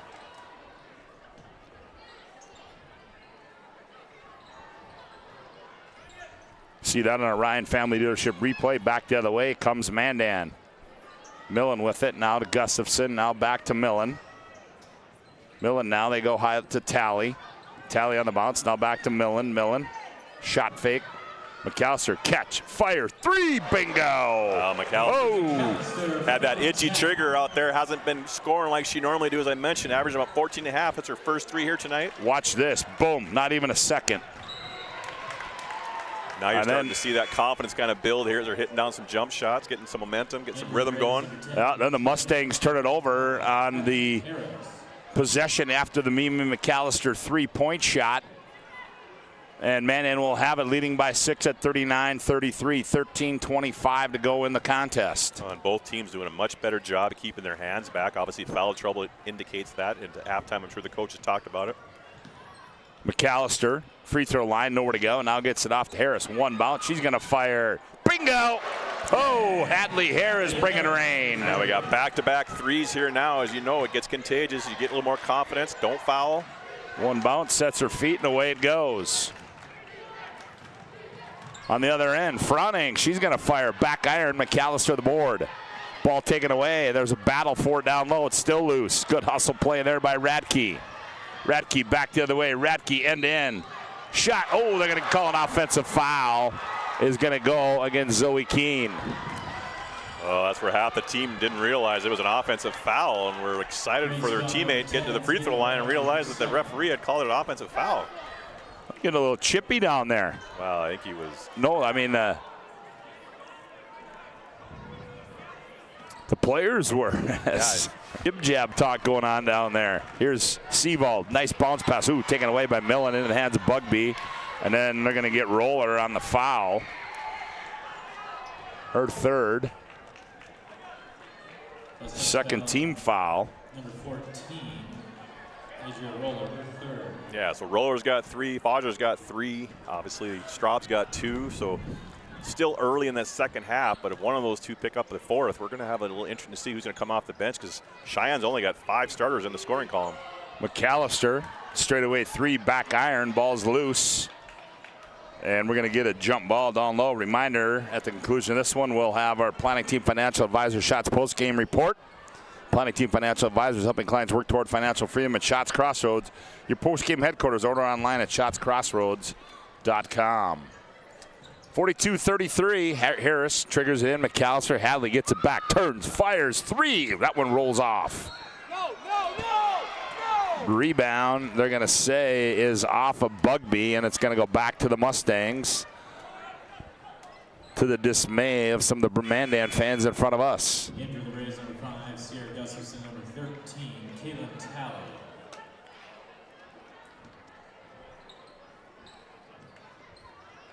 Seavold back to Keene. Keene's going to work it in the front court. Zoe on the bounce, stops, nowhere to go in the paint. Now back out Seavold between the rings. Seavold hands off, bounce going left. In the left corner they go to Nickerson. Here's a long 3 by Seavold. That one comes off. Ball tipped in the air. Run out of there by Gustafson. Here comes Sierra, lead pass. Millen now back to Gustafson. She sets, fires. 3 on the way, too strong. Bugby trying to clean the glass. Gustafson, great hustle play, layup, got it. Oh yeah, Gustafson shot that 3. Bugby kept it alive, and Gustafson, right place, right time, just stayed with the play, did not give up. Skip pass, Zoe Keene. Nickerson taken away there by McAllister. Here come the Braves. They lead it by 11. McAllister, jump stop, 15-footer. That one rolls up. Bugby, board, put back, no good. Gustafson, right place, right time. And she got another rebound, and she's going to be fouled. And she'll go to the Serpro free throw line. But what a great hustle play there. Watch Gustafson sneak in there and go up, get the board and the putback, and she drew the contact, so she will get 2 free throws. And we got Adriana Roller picked up her 4th. As we mentioned, Gustafson's effort out here tonight has just been kind of the 5'5" sophomore, getting all these offensive rebound putbacks and getting to the free throw line, being rewarded for her efforts. Yeah, well, that's what you got to do. You got to get hustle plays, and this is a young group.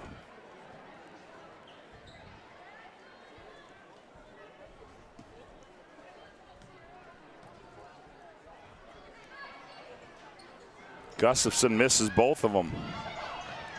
And there's a poke away, run down by Reiner to Gustafson. Millen, the left-hander, is going to fire. That one's off. And the ball goes out of bounds as Reiner tried to save it. So we'll go back the other way. And what are we going to have here? We're going to have a First International Mega Trust timeout on the floor. 11:14 to go in the ball game. Mandan 44, West Fargo Cheyenne 33. Back after this timeout on the PSP Network.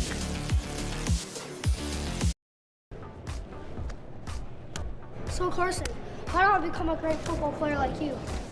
Well, practice and having a professional team to answer the call and handle anything you throw their way is also important. Carson. Thanks for teaching crew about community banking at First Western. First Western, you can bank on us.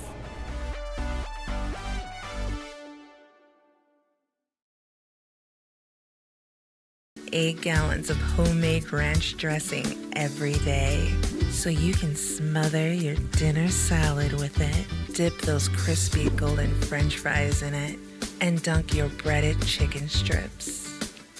You can even cover your... Wait, no. You can't put ranch on steak. Or can you? Shots Crossroads. Don't forget the ranch.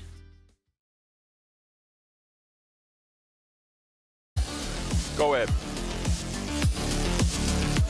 Oh, there's a look at some Mandan Braves fan. Great camera work. Aaron Wald leading the way there. Waldo's doing a little training tonight, too. There's a poke away there by Millen. She can't save it. It goes out of bounds. No. Oh, yeah, now it did. Also in our Planning Team Financial Advisor Shots Crossroads postgame report, we'll have our Sport Clips MVP. Sport Clips will keep you looking your best. Check in online with the hairstyles today. SportClips.com, 2 locations in the capital city and 1 in Minot. Also our Magic City Home Leisure move of the game.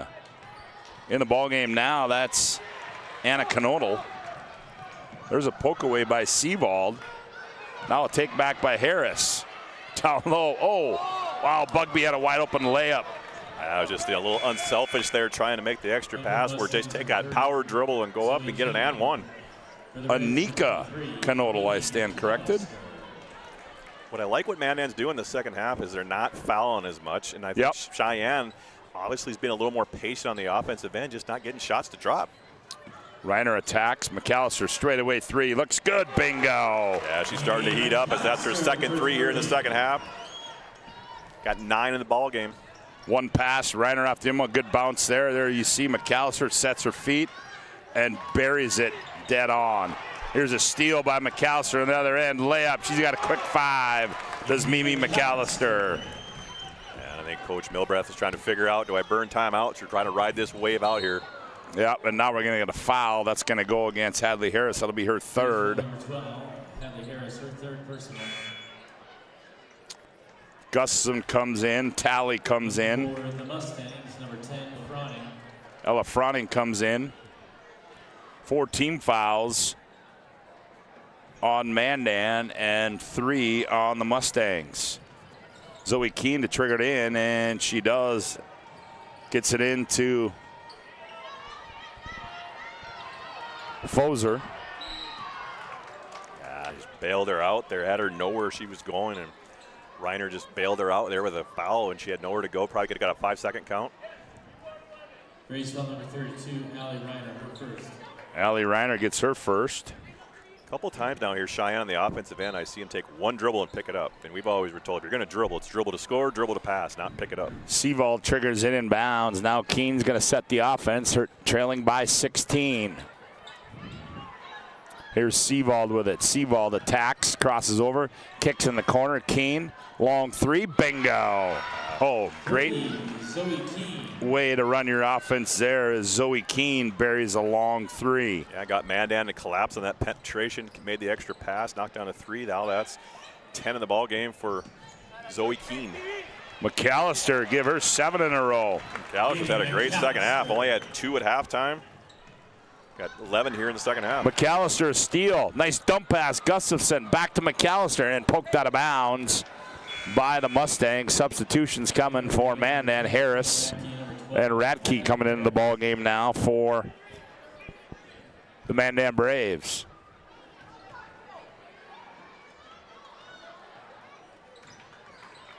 Harris triggers it in. McAllister drop step in the paint. Little baby hook is up and good by McAllister.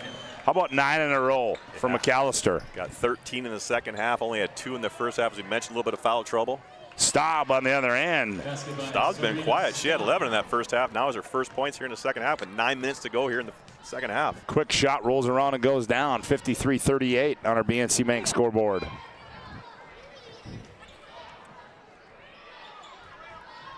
Reiner down low. 1 bounce, leans in and scores. That's a big power move there. Give her 10 on the night by Allie Reiner. Yeah, you're seeing the freshman been worked with their ball handling, get that lower presence. Ooh. Here's Staub out of the right corner for 3. No good. Seawald, nice dump pass down low. Seawald doesn't look that overly quick, but she's always in the right place, the right time, got quick hands, makes the extra pass, creates those double teams, and just has a good balance to her game. Sierra Gustafson checks in. They get it in to Seawald. Seawald leans in, shot missed, but they're going to get a blocking foul. I think that's going to be Gustafson. That'll be her 4th, I do believe. Yeah, that's 4 on her. That'll be interesting. She's been mis-hustled this whole second half, creating extra opportunities on the offensive glass, and now getting on tips here and there. So at the line is Evie Seawald. Her shot is no good. Scorebook's got Gustafson for 3. I thought I have her for 4, but they got her 3 on the scorebook, so we got to go with that. Oh, is that what they got her for? Yeah, they got her for 3. Okay. Not that they're perfect or we're wrong, but. Yeah, well. So, Seawald misses them both. Reiner rips down the rebound for the Mustangs. Back comes Hadley Harris. Goes right wing. Gustafson up high. It's set play. McAllister shot fake. Jump shot. 18 rolls off. Rebound to the Mustangs. Good job by Bugby to get back there and stop that run. As Fronting was trying to find Zoe Keene coming on the right side. You can see how Mandan obviously rotating 4 in, 4 out, always rotating about every 2 to 4 minutes, keeping fresh legs in there. It's positive and it's negative. It's positive that you always have fresh legs, but sometimes you need a little longer to get your rhythm going, especially with McAllister, who's been on a heat streak here now after 11 in that second half. Oh, nice move there by Keene. Little teardrop on the baseline is up and good by Zoe Keene. Nifty move there by the senior. There you see it on our Ryan. Back in the front court now is Tally for Mandan. Now Cheyenne goes to a 2-3 zone here, kind of stop penetration, hopefully eliminate, but we know rebounding out of his zone is always difficult. Millen's due. That one's too strong. Ball's loose, and she runs down the loose ball. Comes out high to Bugby, now to Radke, now back to Millen. Millen now between the rings. Now they go high post. Bugby turns. 14-footers up and good by Anna Bugby. And that's Anna Bugby's first points here in the second half. Had 13 in the first, now has 15 in the ball game. Yep. Good job of breaking the pressure there in the corner. Oh, nice pass down low to Fozier. Fozier shot up, scored, and fouled. Oh, that was a nice pass. Got a nice head fake there. Got her off her feet, and great feed by Nickerson into the three-point opportunity here. In for the Mustangs, number 14. I didn't see who got that foul. Was Millen. that Millen? Millen did? Okay. Yep, Millen's got 2. So Fozier at the free throw line misses that one. Here comes Radke in the front court for Mandan. Tried to bounce past the Bugby. Good hustle there by Fozier. Tick into the hands of Roller. Now here comes Staub. Staub attacks left corner. Keene fires 3, bingo. Yeah, she's got 2 now in that corner. Boy, was that executed well. Yeah, just get to that corner, get your feet set, we're gonna find you. There you see that on our Ryan Family Dealership replay. Back the other way. Now ball poked away, Zoe Keene, and good hustle play there.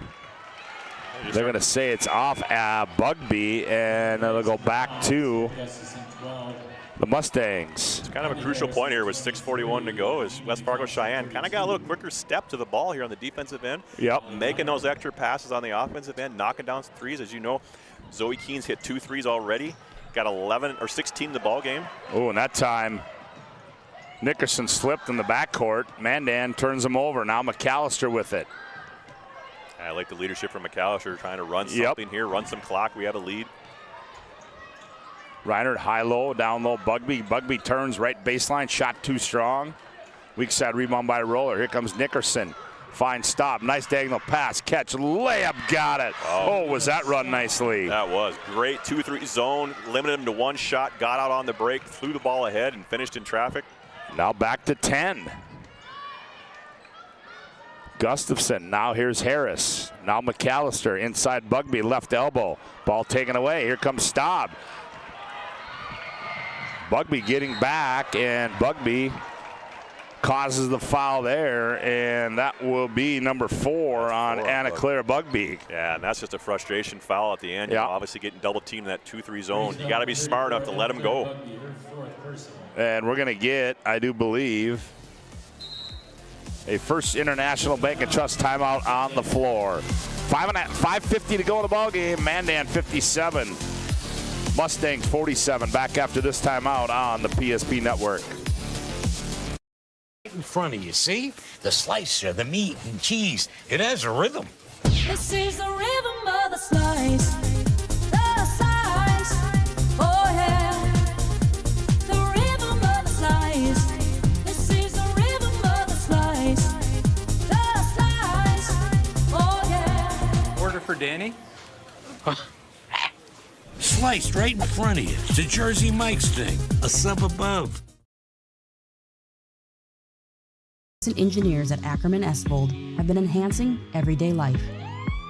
From response times to commute times, we've helped create critical infrastructure, enhancing highway safety, flood protection, and public education. And we're no stranger to enhancing fun, family outings, and even game time. Ackerman Esvold, working to enhance your everyday life.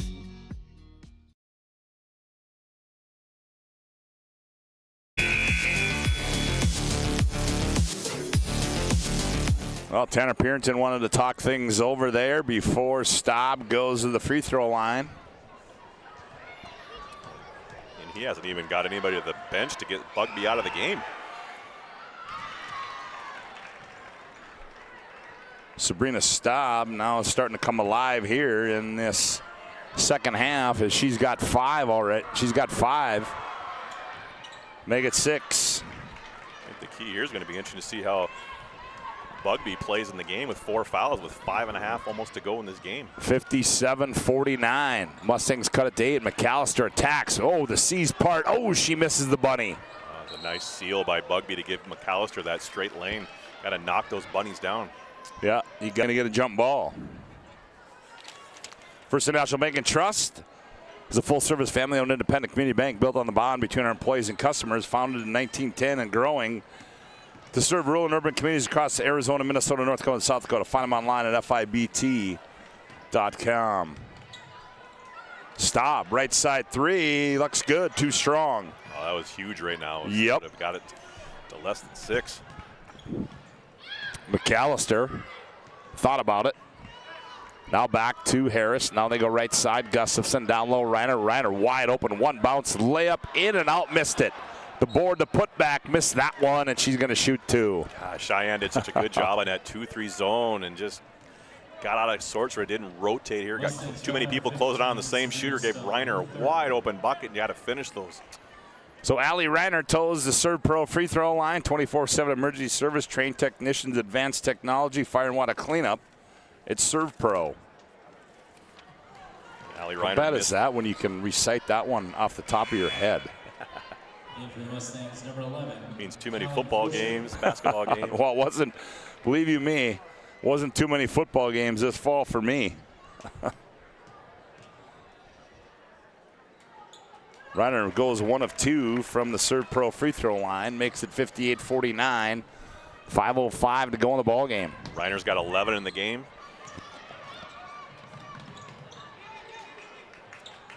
Zoe Keene, nice catch there, gets in the paint, nice kick. Seawald, high arcing 3 short.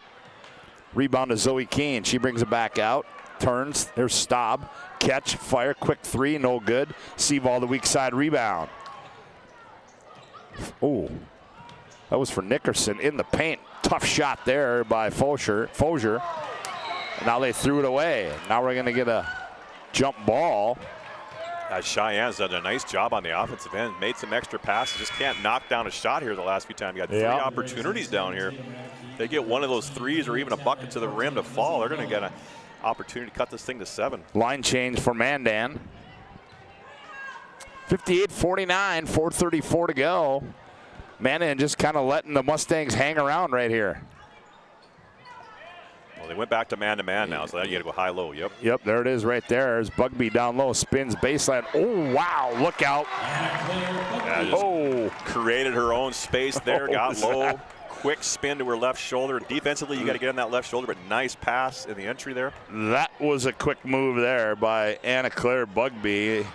On the other end, Sebald, she answers the bell with a 3. I mentioned earlier how Sebald's got 7 in the ball game here, but just seems to have a knack everywhere, making the pass, getting the tips, the rebounds. 60-52. Reiner down low, Bugby turns, baseline shot, high off the glass and scores it. Yeah, Bugby's got a opportunity here to go at it now. Yeah, they can't handle her down low like that. Either got to front her and make that entry pass difficult, or get on her left shoulder so she has to turn the other way. Here's Keene in the front court. 10-point lead for the Mandan Braves. Sebald, head fake, goes baseline, leans in, off the window. Oh, in and out. But she drew contact, and she would go to the Serve Pro free throw line. It just seems like Cheyenne's had, I feel, has a better offense in the second half. Just can't get anything to fall. They've had better looks, extra passes. They're moving the ball well. Just can't get anything to fall here tonight for them. You see who that foul was on? Oh, that was on Millen. Millen, yep. That's her 3rd. 9th team foul. Sebald converts that one. Froning comes in for the Mustangs. Nickerson will sit down. Got Harris and McAllister back in for Mandan.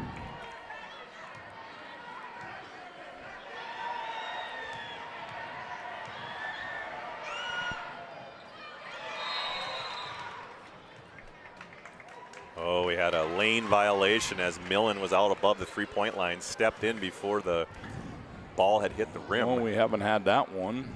So I think we've hit referee bingo now tonight, haven't we? Oh, no is what you call that one. So Sebald to get another shot at it. Missed that one. Like I said, Cheyenne, I think, has had a better offensive output here, but just can't get anything to fall. The lid's on the rim. 62-53. McAllister straightaway 3. That one's wide right. Rebound comes down to Froning. Gets it off to Sebald. Sebald skip pass. Keene right corner gathers, fires 3. Bingo! Oh! Keene was falling out of bounds. Away by Zoe Keene. What a shot there by the senior. That's her 3rd 3 here the second half. See that on our Ryan Family Leadership replay there. Got 18 in the ball game for Keene. Lead down to 6.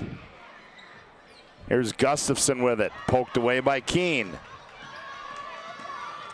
8 to shoot. Now Mustangs have cranked it up a bit. Millen attacks. Tough shot. McAllister, nope. Shot fakes. Didn't have enough time. And that's going to be a shot clock violation. We'll go back the other way. Yeah, it was a good defensive set there for Cheyenne. Kind of limited the opportunities there. Mandan, obviously, with the shot clock going down, you got 2 sophomore guards out there. Got to get some leadership role, know what's going on. Get it into your post. You got Bugby down there. You got Rayner. So the Mustangs can cut this one to 3. Yeah, that's a big stop here, but Mandan needs. Staub comes off a high screen. Oh, good defense there. Here comes Gustafson, lead pass. Anna Claire layup, got it. Oh, nice pass by Gustafson there. I mean, that was a touch pass over the top, straight on, and great catch by Bugby. Yeah, and a good job by her to gather, too, on that one. 64-56. Here's Keene. Keene, shot fake. Keene, no teardrop on the baseline's up and good. Ooh, that's a tough play there by Zoe Keene. Yeah, you're going to see Keene's hit 3 3-pointers here in the second half. Now they're going to be running at her. Use that to your advantage. Shot fake, put on the floor, and get those easy buckets. 64-58. Mustangs trying to crank the defense up a little bit. Here's Reiner, top of the key. Now McAllister. Had a screen, went the other way. Nice dump pass. Bugby, layup, got it. Yeah, nice job on McAllister. I mean, Bugby, right place, right time, sealed her girl and knew that the pass would come. Staub out of the left corner for 3. No good. Gustafson the rebound. Dumps it off to McAllister. Poked away by Sebald, and Sebald's going to get called for a foul in the backcourt. So I got 23 in the game for Bugby. 13 in the first half, 10 here in the second half. Just doing a nice job of staying out of foul trouble as she's had 4 here majority of this second half, be able to play here.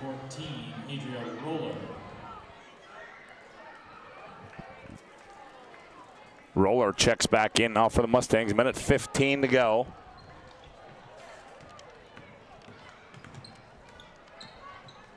Harris in the front court. Gustafson skips it right side. McAllister sets, fires, three back, no, but she's going to be fouled. Oh, what a great look there by McAllister.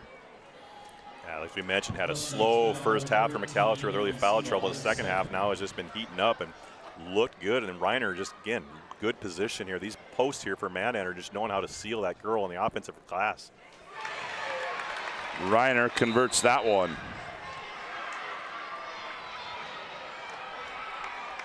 Timeout. Mandan. First International Bank timeout on the floor. Minute 4 to go. Mandan 67, Mustangs 58. Back after this timeout on the PSP Network. That sinking feeling you get when this happens? That's oil change anxiety. The anxiety of being without a car with a billion things to do. The fear of being overcharged. The stress of not knowing who to trust. But you never get those feelings at Valvoline Instant Oil Change, where you can watch us work right from your car, and we finish up in about 15 minutes. We changed your oil and did our 18-point safety check. Valvoline Instant Oil Change. Service you can see, experts you can trust. At GMC, we treat every day like game day. 1.2-liter turbo engine, ultra-wide screen. 1.2-liter turbo engine, ultra-wide screen, on 2. Ready? Ready. We know how to get you in the right vehicle. Blue Canyons, and hut, hut. From the test drive to the handoff, we make every step easy. This season, start your drive at Ryan Buick GMC.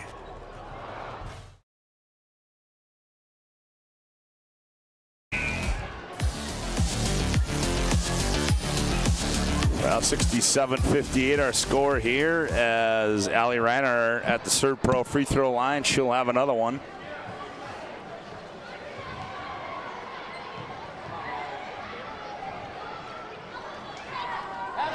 And Allie gets that one as well. 10-point lead now. Here come the Mustangs. Got to go quick. Poked away by Reiner. Nope, run down there by Froning. Now Seavold forces one up, and in the process drew contact and is going to shoot 2. Braves foul number 23, meeting McAllister, her third. McAllister's third.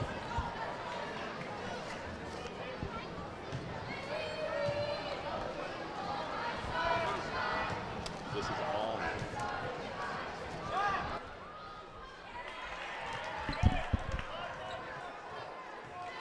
First one by Seavold is no good.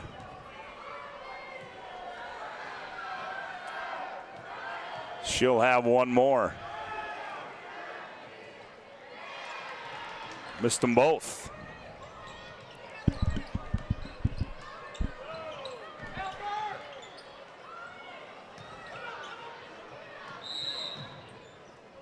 And now Tanner Pearn wants another timeout. We'll take one as well.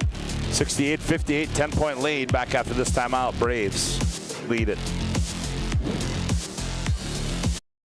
To introduce the fabulous edition of the Master Spas line, including the phenomenal Michael Phelps Swim Spas. Enjoy the relaxing health benefits and enjoy 0% financing up to 72 months or up to $5,000 off on all spas. You'll also find $2,000 off the MSRP on all pools, swim spas, and saunas. Come see for yourself the outstanding lineup of Master Spas, including the Michael Phelps Swim Spas, exclusively at Magic City Home Leisure.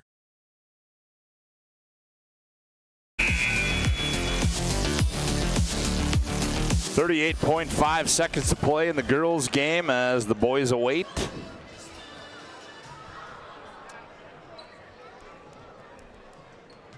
Allie Reiner to trigger it inbounds. Gets it to Hadley Harris. Harris in the front court. Now she's double teamed. And then now we've got another First International Bank and Trust timeout on the floor. We'll take one as well. 3.8 to go. 68-58, Mandan by 10. Back after this timeout on the PSP Network. At any time, to anyone. It's not really something you can schedule on your calendar. But when it happens to you and it's not your fault, there's one law firm to remember. That firm is Schweigert, Clemene, and McBride. We live here and take pride in helping our community. We know this area inside and out. We put in the work and fight for what's right so justice can prevail for you. That is what we're all about. We're on your side. We're Schweigert, Clemene, and McBride.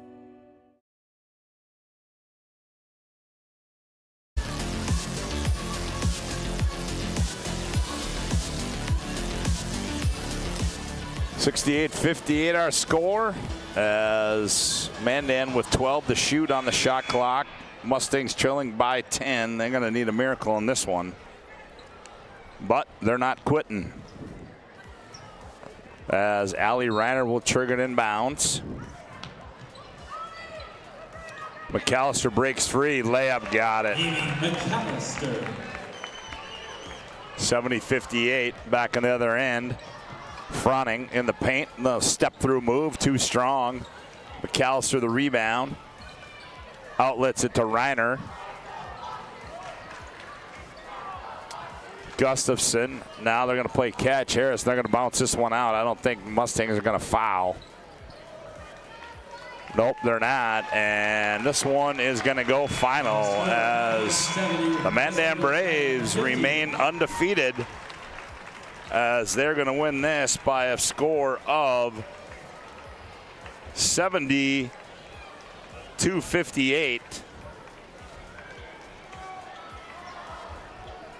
And that'll lead us into our planning team financial advisors Shots Crossroads post-game report. As Cole Higland has made his way down to the playing floor. As right now, Cole Higland has got the head coach of the Mandan Braves. Let's go courtside and Cole. Cole, take it away. Well, congratulations. You got that first W here in Mandan, got rid of the blue and white, put some black and white on. It's got to feel good to get that first win here tonight as the head coach. It does. I mean, we had a good weekend last weekend out east, and to be able to come here and pick up a win in front of your home fans, it's a good start to the season. You know, that first half, obviously foul trouble was kind of key, and seemed like you guys were having to play in different positions, rotate a little bit. You didn't give up on that press, something, because it seemed like that second half really was a difference in how you controlled the game by not putting them at the free throw line. Yeah, I mean, we just got to be more disciplined. You know, we can't play with our hands. You know, we're going to be aggressive in our press, but we can't just, you know, be reaching for passes and foul. You know, we got to be disciplined still. So we want to be aggressive, but we want to be disciplined. Yeah, I thought you did a nice job. What I liked out there, you had 3 sophomores, a freshman, and a senior out there. And at times, you know, you're looking to see who's going to take that control. And Kimi McAllister had a kind of a scoring output the second half where she had like 13 or 14. But she really took on some leadership role where she hit some huge threes for you guys that second half to open it up for you. Yeah, we're young. You know, as you can tell, when we got sophomores and freshmen out on the court. And so with that, you're going to make some young mistakes. And we need to have senior leadership, and Mimi provided that today for us. And she didn't have a great first half. You know, she was in foul trouble, stuff like that. So the mental toughness for her to be able to come out and provide that leadership for us in the second half was big for us. Well, it was nice to watch you. What is your name? Jovi. All right. Well, how did Dad do here tonight? Good. All right. Hey, congratulations on the win here. We'll get Anna. Anna, congratulations. Got the first win of the season on the home court. Great game. I am impressed with your maturity from last year to this year. I'm sure it has to do with all your mom and those Mandan Kiwanis breakfast and volunteers you had to do, as we've seen you all the time, and working at Raging Rivers. We're fortunate to have you as an athlete. But talk about your development from last year to this year. It's been a really long road. I think I knew coming into this year, I mean, I had to do it at state. I think I knew I had to fill a big role. I think everyone here had to fill a big role. I think everybody came in knowing we got a coach that wants all to have big roles on the team. I think just knowing that and going through the summer and finding my maturity and finding roles. And that's, you know, as a sophomore now, obviously you had Coach Kopis last year, and now you got Coach Purington. How has it been for the team as all to adjust? It's been awesome. I think we have a whole entire new team, so I think it's just a fun way we just find different ways to go. And Purington is totally different from Kopis, and I think just like finding what he does and he's finding what we do, buying in both ways, and I think that's what has got us to get through there. Well, Woody and I were very impressed with how you're sealing, doing that high-low between you and Reiner, and kind of just taking turns going that opportunity and learning to pass. But what I saw this year that I didn't see last year is the ability to put it on the floor and finish and jump stop, and that's been kind of a key. So obviously this summer's been a great workout for you. Congratulations. Good luck the rest of the way. Back to you, Woody. Thank you. All right, good job, Cole Higglin, as there you have it, as the Mandan Braves, the girls, win this one by a score of 72-58. Our Planning Team Financial Advisor, Shots Crossroads postgame report rolls on with more after this timeout on the PSP Network. Is proudly brought to you by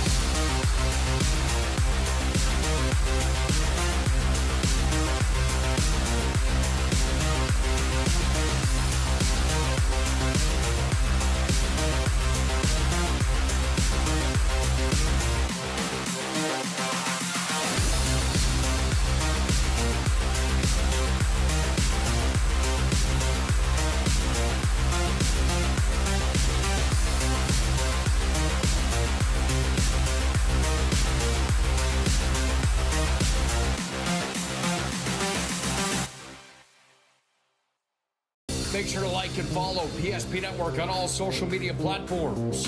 PSP Network, it's game day. At Ryan Buick GMC, we treat every day like game day. 1.2-liter turbo engine, ultra-wide screen. 1.2-liter turbo engine, ultra-wide screen, on 2. Ready? We know how to get you in the right vehicle. Bucanyons, and hut, hut. From the test drive to the handoff, we make every step easy. This season, start your drive at Ryan Buick GMC. We want it all. We want our dog to fetch it. Drop it. And drop it. Drop it. We want to fix it ourselves. And actually fix it. We want to order the market price lobster.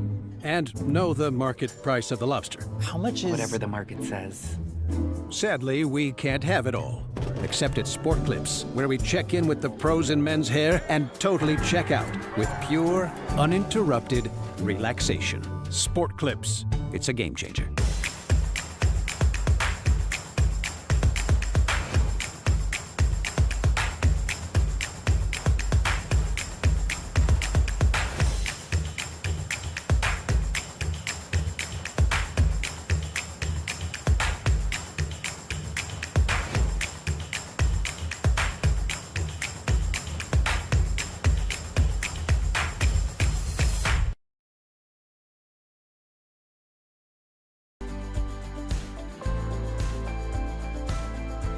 At Planning Team Financial Advisors, we help individuals create their personalized strategies. We specialize in financial planning, retirement planning, insurance, and 401k distribution options. Don't leave your future to chance. Call Planning Team Financial Advisors today for a free retirement review. Planning Team Financial Advisors, your plan, your future, your team.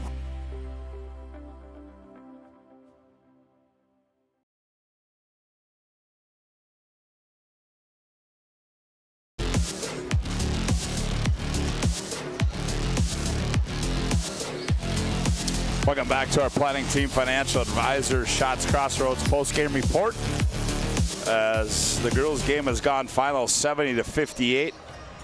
Mandan wins it. And for a look at our final game numbers, here's Cole Higlin. All right, for West Fargo Cheyenne. Great second half. Had 26 in the first half, finished with 58, so definitely had a better outscoring on the second half there. Ella Froning with 7. Kaylin Foser with 8. Abby Seefald, 8. Adria, Roller, 2. Sabrina Staub with 17. Zoe Keene had 24, only had 19 in the second half, 5 in the first half. Great second half output, had 3 3-pointers. For the Mandan Braves, Sierra Gustafson, Miss Hustle there in the second half. Seemed like she was everywhere out there, had 5. Tatum Radke, 4. Hadley Harris with 3. Kaylin Talley, 4. Lizzie Millen, 1. Seavald skip pass, Keene right corner, gathers, fires, 3. Only had 2 in the first half. Great output there in the second half. We've been talking about post-game here now. Allie Reiner, 11 in the second half. And Anna nice move there by Keene. Little teardrop on the baseline is up and good. 58 Mandan Braves. Yeah, what a great performance by the Mandan Braves as they move to 3-1. The Mustangs, well, they drop to 0-3. Look out as they head into the hands take on the number 1 ranked team in the state. Left corner, Minot High Magicians. 3, bingo. Mandan, well, they will be off until next week as the Mandan girls win it 70-58. That's going to do it for game number 1. One more to go. The boys coming up next right here on the PSP Network. We'll take a little break, come back. We'll set you up. Mandan, West Fargo, Cheyenne on the boys' side after this timeout on the PSP Network.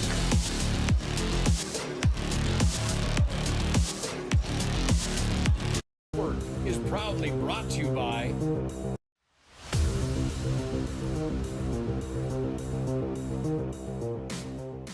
Tax crosses over, kicks in the corner. Keene, long 3, bingo. Oh, and obviously it's been a little.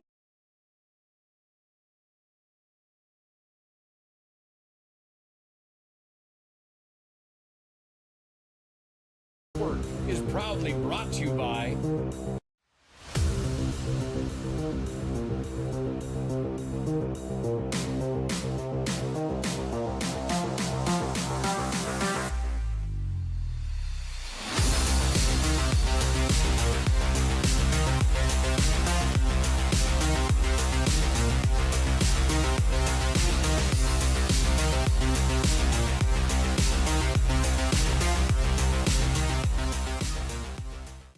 is proudly brought to you by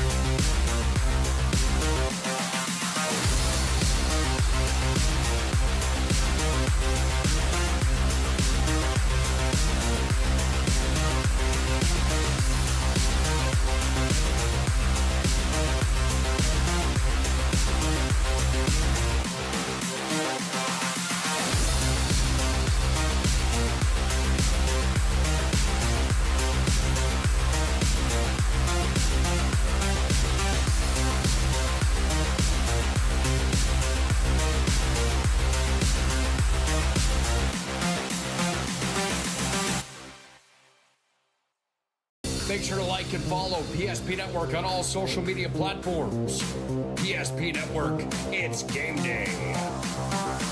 Being in business for over 25 years, we've learned a lot about why local matters, unlike those guys. We take pride in our work and back our tires with our Plus Plan guarantee to get the most out of your tire's lifespan. Are the tires the same size on all the sides? We strive to provide great value to our guests and lowest prices guaranteed.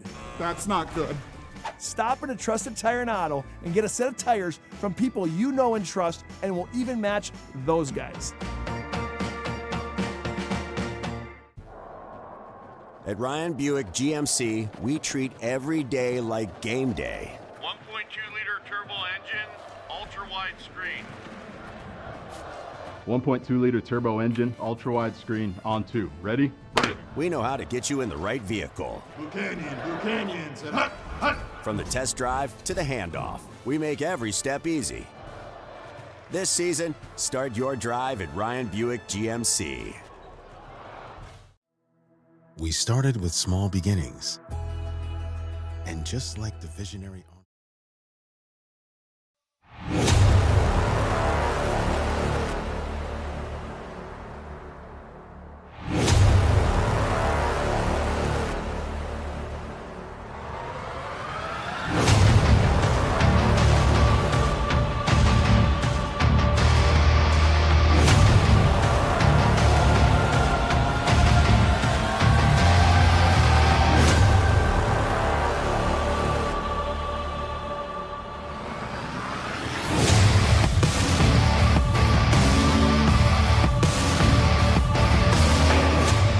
On the PSP Network is proudly brought to you by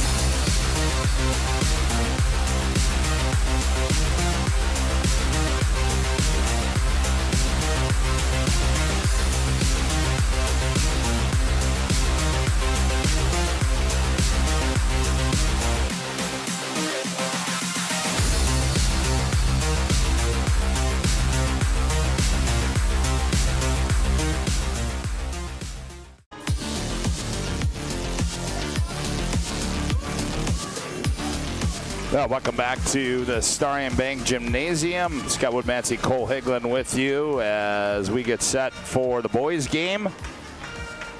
As both teams have taken the floor. Cole, let's take a look on the recent AA poll.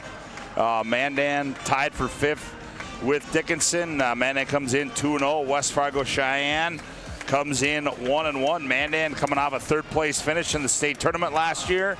West Fargo Cheyenne, well, they missed the state tournament last year for the first time in about three years. So interesting matchup tonight. A fresh new Mandan team without their all-stater, Hudson Sheldon. Yeah, it's going to be interesting to see how the scoring and the athleticism, the extra pass, the tips on defense, just Mr. Do Everything for the Mandan Braves, an all-state player coming in. How are you going to replace that? But they've got a lot of new transfers and new faces here on this court that interesting to see how they all gel here throughout the game and throughout the season, as a lot of three-point shooting is going to be putting up here tonight as they want to get up and down the court. Yeah, well, certainly Mandan coming in here led by the 2 brothers, Riley and Bradley Bearstail, getting some run last year. Bradley averaging 11.4 last year. Riley averaging 10.7. Nupa Kirky's going to play a big part in this offense this year. So certainly they've got some guys with some game minutes, some experience, varsity experience. But now we'll just see how they can all put that all together throughout this preseason and conference season coming up next week. Well, they got 5 kids in double figures average here at the 2 games they had out east. So, I mean, it's just interesting to see the depth of this team, and then bench coming off the play is what I've been talking to Coach Schaefer a little bit about, is they can start 7 players throughout the game and throughout the season. So they kind of play with the schedule here, or excuse me, play with these starting lineups based on who they're playing, and you're going to see that here tonight. Yeah, then you look on the other side of the coin, the Mustangs from West Fargo, Cheyenne, under their fourth-year head coach, Tim Brandt. And, well, they got a couple of good ones in their own right. Kyson Keller, he's the top returning three-point shooter in the EDC, was an all-DC player last year. And Kaysen Bernstein, both those averaging in double figures. And then Chase Spielman. He's probably the guy that runs the show for this team. But I've noticed looking back is there's a young man that I didn't see was this C.J. Smith. I think he went for double digits over the past weekend when they went 1-1. So I'm interested to see this Mustangs basketball team. Yeah, Coach Brandt, when I talked to him during the JV game a little bit, just talked about, I watched a little bit of his highlights, but it's kind of hard to see exactly what there is. And obviously he says first thing we do is we're looking to shoot, second we're looking to shoot, and third we're looking to shoot. So you're going to see an up-tempo game where they're going to want to get up and down and put up the ball and get to the rim, and they're going to not be afraid to shoot the three also. You're listening to our Valvoline Instant Oil Change pregame show. Your locally owned oil change headquarters, 25 years of the Lundins, taking care of people. Local actually matters, not to mention this oil change is a stay-in-your-car drive-through oil change that is typically performed in 15 minutes or less. Find them in Minot and Bismarck. It's Valvoline Instant Oil Change. We'll take a quick timeout. We come back. Our Valvoline Instant Oil Change pregame show will roll on with more. Back after this timeout on the PSP Network. That sinking feeling you get when this happens? That's oil change anxiety. The anxiety of being without a car with a billion things to do. The fear of being overcharged. The stress of not knowing where to go or who to trust. But you never get those feelings at Valvoline Instant Oil Change, where you can watch us work right from your car, and we finish up in about 15 minutes. We changed your oil and did our 18-point safety check. Valvoline Instant Oil Change. Service you can see, experts you can trust.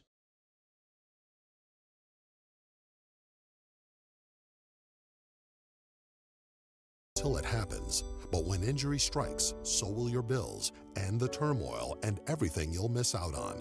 It's a mess, and you need someone to help it all make sense. That someone is Schweigert, Clemeen, and McBride. We know the territory and the process, and we work smart and hard to get you results. It's easier to get back to normal knowing there's a team behind you. We're the ones the other side doesn't want you to call. We're on your side. We're Schweigert, Clemeen, and McBride.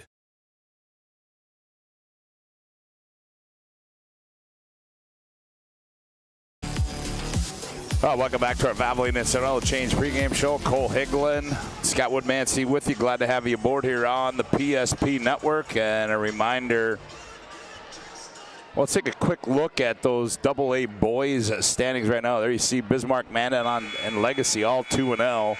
Everybody else, well, then St. Mary's, Century, Jamestown 1-0, Dickinson 1-1, Minot High 1-1, and then you've got North and Williston there rounding out the bottom half of the early WDA boys basketball season.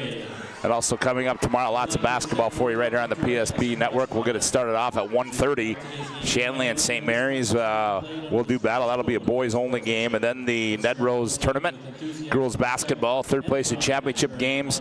And then also tomorrow afternoon, there'll be two games up in the Magic City. Grand Forks Central in town to take on North, and Cheyenne in town to take on Minot High. You'll hear all the action right here on the PSP Network. Be sure to like and follow us on all of our social media platforms, as we're going to have wall-to-wall coverage, and then more wall-to-wall coverage, and then even more wall-to-wall coverage for you of the 25-26 high school boys and girls basketball team. Well, pretty decent crowd now filing in. I see some folks from West Fargo, Cheyenne made the trip out here as well to support their young men, as kind of one of those road trips, Higgy, you take as a parent, because you get to see two basketball games. Well, and you get to come out to the greatest city in the state, Bismarck, Mandan.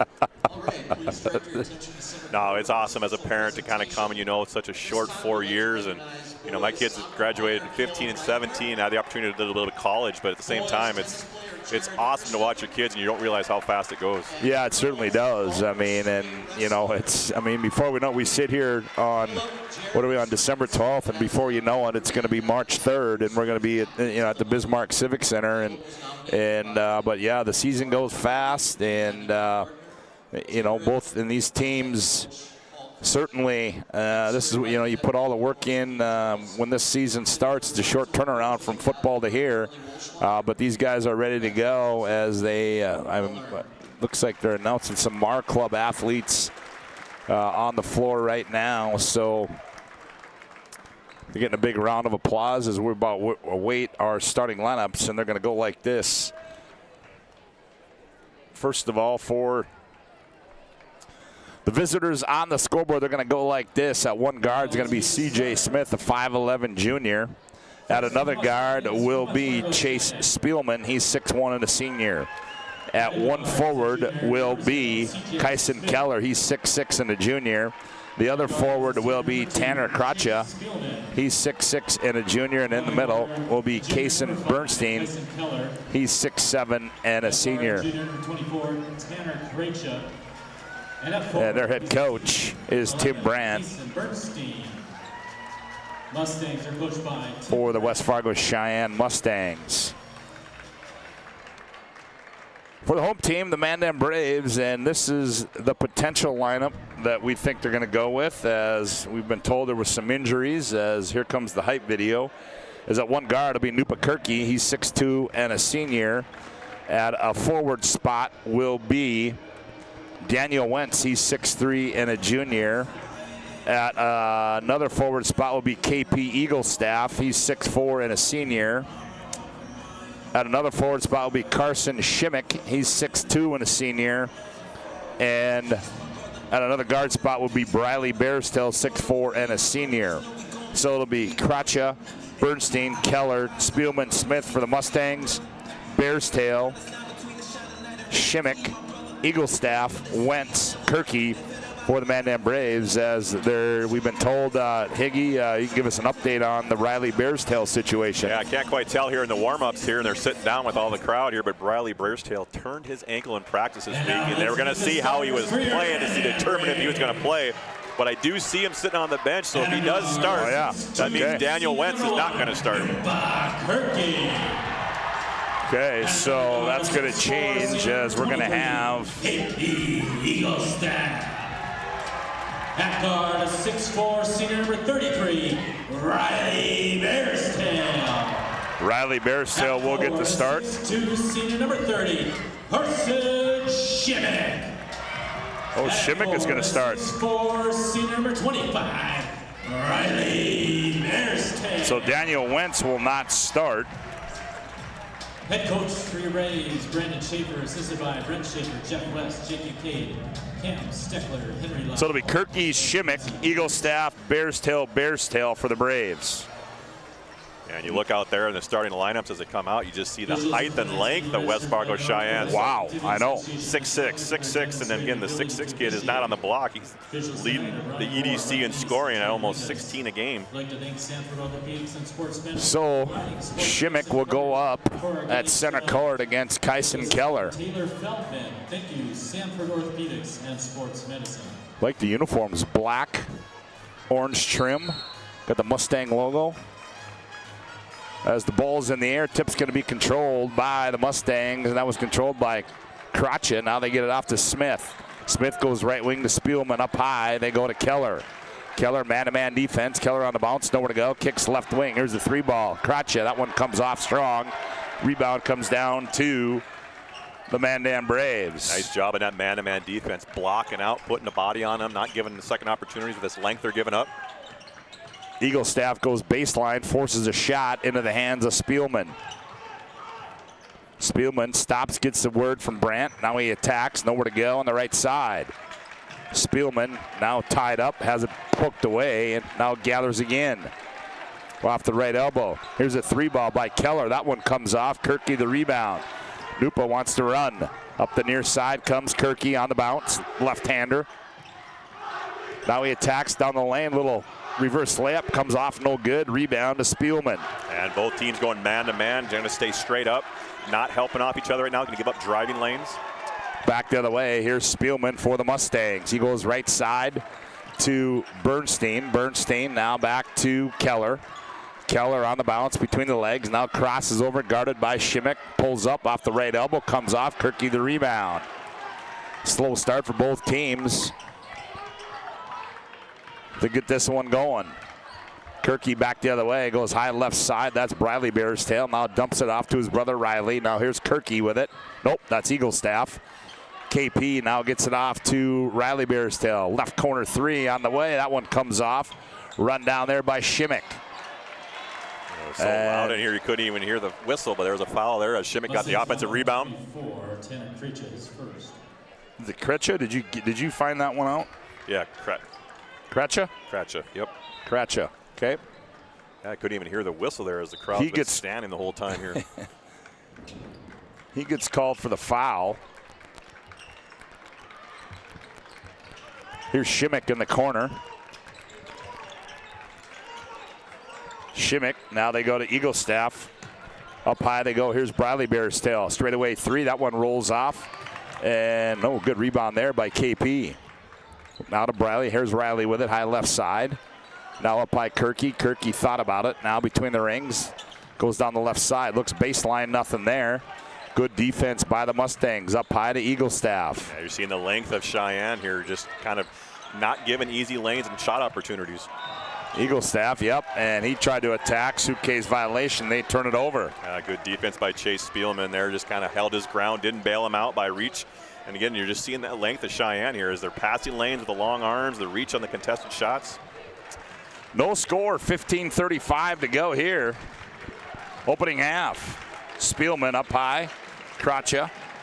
Now they go down low. That's Bernstein. Backs in, turns baseline. Shot fake goes up. Double clutch, missed it. Rebound to Riley Bearstail. Yeah, it's so interesting sometimes as you're giving up that height advantage here. They just get sped up and they just got to take their time, drop step, get him on his back. Kirky, nice pass down low, layup, got it. How about the deliver there by Kirky to Shimmick on the baseline? Yeah, Shimmick making his first start here tonight after the third game into the season, kind of mixing it up here because of his defensive presence there on the offensive end. There you see it on our Ryan Family Dealership replay. Here's CJ Smith, long 3. That one comes off. Spielman, right place, right time. He spins baseline. Now kicks it cross court. Kratcha. Now skips it back over to Spielman. Now on the bounce, here's Keller. Kratcha, right corner, good close out there. Now he attacks, jump stop, loses it, turns, fires, 15-footer. Too strong, rebound to Shimmick. He dumps it off to Eagle Staff. KP on the bounce in the front court. To Riley Bearstail, now to Briley. Ooh, now back to Eagle Staff. Eagle Staff. Kirky, now Kirky gets in the paint. No look pass baseline to Eagle Staff. Gathers it. Nice wraparound pass. Shimmick has it blocked away there by Bernstein. Here's catch and fire there by, nope, and that's going to be a shot clock violation by Briley Bearstail. Today's game brought to you in part by BNC National Bank. Your life is busy. We'll make managing money easy with locations in North Dakota and Arizona. Visit BNC Bank online, bnc.bank. Substitution came in. Yeah, Daniel Wentz came in for Briley Bearstail. Coach Schaefer asking how the ankle is. Doesn't want to get him too sore. And got to keep that thing moving. As you know, you turn an ankle, you sit down too long, it's going to get stiff. So you want to keep it moving. Ooh, a little scoop to the hoop there. Nifty move there by Kyson Keller. Now we're tied at 2 on the BNC Bank scoreboard. See the athleticism there. He's known for his perimeter shooting. Puts it on the floor with that extension. Here's Eagle Staff. Loses it. Taken away. Look out. Here comes Bernstein. Bernstein on the other end. Good hustle play there. Wow, there's a lot of reach there on that hand and on the ball. And no call there, unfortunately, as you could see there. A little disgust. There you see, but a good hustle play there by Riley Bearstail on the other end.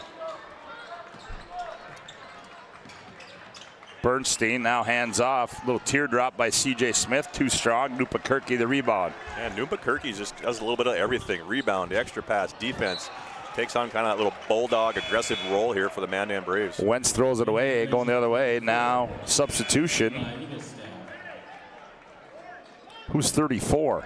Well, they had some issues with their uniforms where they had the wrong set sent. And so I'm trying to double check what they got because we do not have a 34 on here. Okay, well, we'll try to get 34 for you for Mandan. Yeah, there's no 34 in the game roster from the gym. Okay. Well, the Mustangs turn it over, so Back the other way. Here's Wentz with it. Hands off to Riley Bearstail. Here's Eaglestaff. Left corner three is up and good for KP. And it's 5-2 on the BNC Bank scoreboard. Well, we got some assistance here from Mr. Scott Sheldon, the legend of Regent, North Dakota. Eli Eaglestaff. So they have him the program as 13. Eli Eaglestaff. Oh, there it is up here, 34. Top. Okay. Yeah, all right, so there it is. They had an issue with the uniforms. Okay. And almost a turnover. Spielman runs it down. Now there's an over and back violation called. Yeah, so they were saying the uniforms for the home jerseys came in like dark blue instead of the black and white, so they had to send them back. So that's why you see some of these players got 34 at home and 3 on the road. And same thing with Riley and Riley Bearstail, have different numbers at home versus away. Cooper Bales checks in now for the Mustangs. Now here's Eli Eaglestaff. Now gets it off to Bearstail. That's Riley with it. Jumper from 15's up and good for Riley Bearstail. And Riley's got 2 in the game, averages 6 here on the season. 7-2 our score on a BNC Bank scoreboard. Nice bounce pass there to Bales.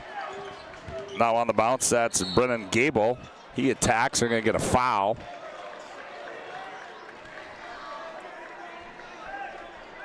Braves fan number 10, Daniel Wentz, his first personal.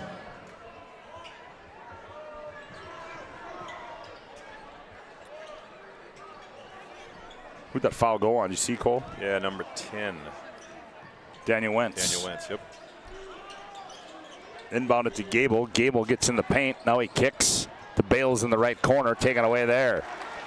Bearstail, Eaglestaff. Eaglestaff gets in the paint. Left-handed layups up and good. Nifty move there on the breakout there by KP Eaglestaff. Yeah, averaging 13 in the season. Got 5. Nice crossover using his opposite hand.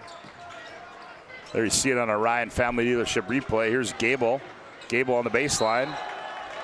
And that's going to be a suitcase violation. Good defense there by the Mandan Braves. 9-2 our score to BNC Bank scoreboard. 11:44 to go. Opening half of play. Jack Larson just checked in for West Fargo Cheyenne. Again, just trying to find some kind of momentum as it's 9-2 with 11:30 in the game.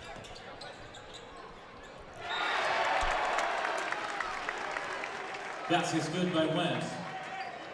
Wasn't there a whistle there? Yeah, there was a whistle. Daniel Wentz drove the lane. I thought it was going to be a foul. Yeah. Unfortunately, must have been an inverted whistle. The old mojo in this one's a little tough again, the early going, folks. 11-2, Mandan by 9. Here's Kracha. Kracha's going to attack in the paint, dumps it down low. Bales can't hang on. It goes out of bounds and go back the other way. West Fargo Cheyenne just can't find any rhythm here. Again, only scoring 2 points here so far in about 7 minutes. Feel like I'm at an 8 a.m. amateur basketball tournament on Sunday morning. Just can't find that rhythm. Can't get a shot going. Bernstein comes in. Also does Spielman. 11-2, Mandan by 9. Kirky now goes high right side to Wentz. Hands off to Riley Bearstail. Now up high, here's Eaglestaff. Turn, fire, 3, bingo. What a great addition transferring over here as he's got 8 in the ball game already, 2 threes. 14-2, Mandan leads this one. There's a high screen. Now they get it back to Keller. Keller hounded by Wentz. Keller nowhere to go. Now they get it off to Jack Larson. Larson, he's tried to tack off the window and scored it. Oh, great take coming off the bench. 2 points here in the ball game.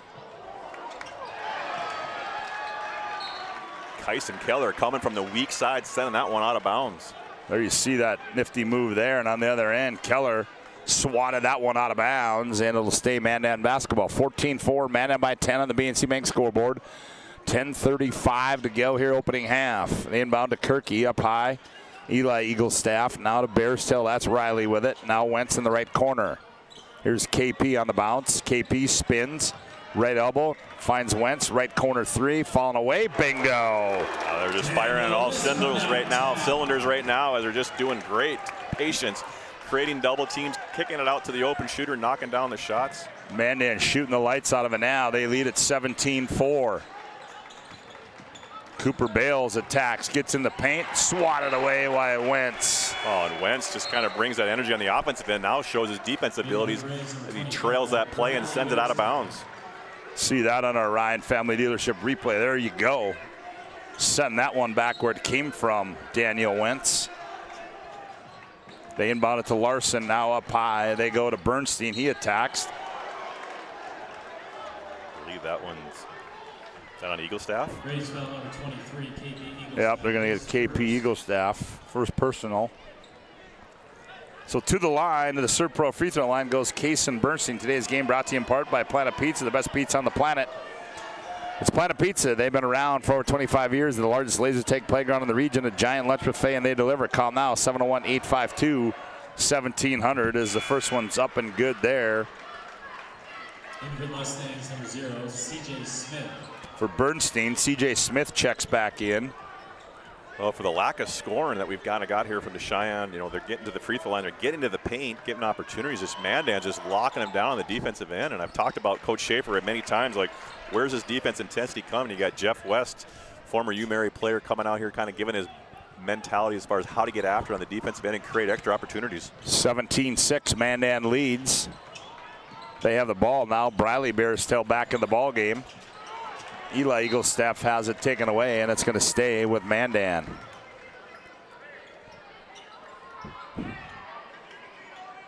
Eagle staff will trigger the inbounds. Into Eli, back to KP in the right corner for three. Ooh, he's got it stuck in automatic, this KP Eagle staff. That's his third three in the ball game, 11 in the first half. Spielman now kicks it left wing. Bernstein, his three comes off. Rebound run down by Eli Eaglestaff. He gets it off to Briley Bearstail. Bearstail on the bounce. Here's Kirky, goes baseline right. Hesitation dribble, now back to Wentz. Baseball pass up high. Eli Eaglestaff step, fires too strong. Rebound ripped out of there by Keller. Larson back to Keller. Keller in the half court, shot short. Rebound comes down to Bradley Bearstail. Back comes Mandan. They lead by 14 at 26 on the BNC Bank scoreboard. Bradley Bearstail, he's going to step into a three. Bingo! Oh, it's raining threes here at the Starring Bank Gymnasium. And we're going to get a First International Bank and Trust timeout on the floor.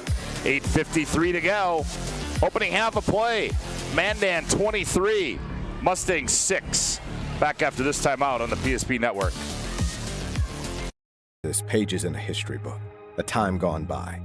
But even in this modern world, there are new frontiers to conquer.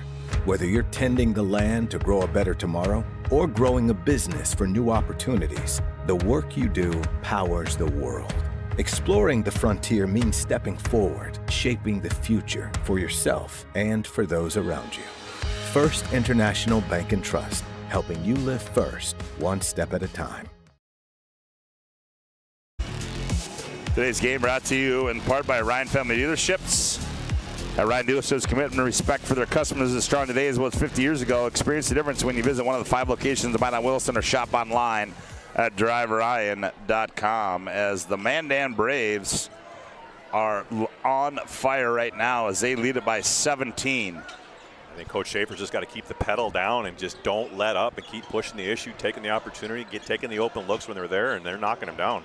CJ Smith kicks it to nope, and we'll get a 3-second violation.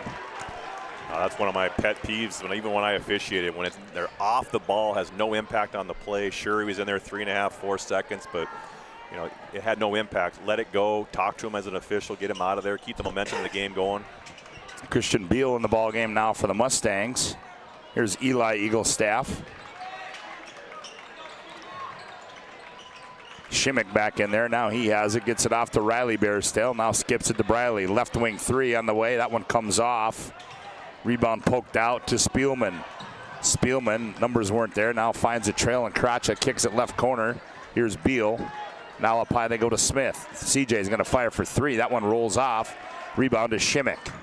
Mandan just does a nice job on that defensive end of just one shot, one possession, secure the rebound, come down and looking to score. KP Eagle Staff attacks. Oh, little finger roll with the left hand on the left side. Up and good. KP having himself a half for the Mandan Braves. What a transfer opportunity for Mandan to have him come in tonight. Holy cow, can he score? Smooth move there. As you see that on our Ryan Family Leadership replay. Mandan just cranking up the defensive pressure here. Left corner's Beal. Beal's doubled up, poked away. Oh, they're going to get a foul. Is going to go against Cape Eaglestaff. That'll be 2. And that's part of that momentum as they're used to playing quick hands, trying to anticipate, and then you know that little tic-tac fouls kind of happen at times. You got to be smart, know when you got a lead like this. Don't need those type of fouls. But we all know when you play up tempo, when you're trying to get steals, those things are going to happen periodically. 25-6 on the BNC Bank scoreboard. Mandan leads at 7:20 left to go here in the opening half. Yep, suitcase violation there. Christian Beal stepped into violation. Today's game brought to you in part by Bones Barbecue Sauce, a true North Dakota original. Created and bottled right here in North Dakota. This premium barbecue sauce is perfect on anything from ribs to burgers to veggies. Find it today at your local grocery store, Catchwise Marketplace, and Family Fare. Coach Brandt's trying to bring anybody off the bench is kind of a little bit of a spark. He's got his 9th player into the game here today. Gable was in there before. Ooh, Wentz was met up high at the rim, blocked away, and back comes the Mustangs. Spielman gets in the paint. Nowhere to go. Good defense there by Kirky. Knocks it out of bounds. Just their half-court man-to-man defense. They're just anticipating, rotating. They pick up their dribble. They recover back to the shooters. Just Cheyenne has no answer on the offensive end for this defensive pressure. Up high, here's Brennan Gable with it. Gable. He gets it off. Kratcha step back. 2. That one's up and good. Tanner Kratcha's first points here tonight. Averages 6.5 on the season. The 6'6" junior. Here's Wentz out of the right corner for 3. That one's too strong. Long rebound to Kirky. Kirky, he attacks, dumps it down low. Shimmick, reverse layup, got it. Shimmick just knows how to move without the ball, and opportunities are going to continue to come for him as this penetration kick has continued to happen. Nifty dime there by Nupa Kirky, as that's what he does for Brandon Schaefer and the Mandan Braves. Gable got loose. Ooh, Gable bodied up. Nope, he traveled in the process. Kyson Keller coming back in for the Mustangs. 27-8 on the BNC Bank scoreboard. Well, if I'm Cheyenne, I got to find some kind of opportunity to kind of turn up the scoring and get rid of this lid on the rim. And I don't know if it's full court pressure, but I don't think you want to press Mandan. They're just too quick and active. Yep, here's Wentz with it, and Wentz has it taken away by Spielman. 2-on-1. Spielman on there, blocked by Wentz off the pass from Kyson Keller. And they're going to get Wentz on the foul. That's Wentz's second.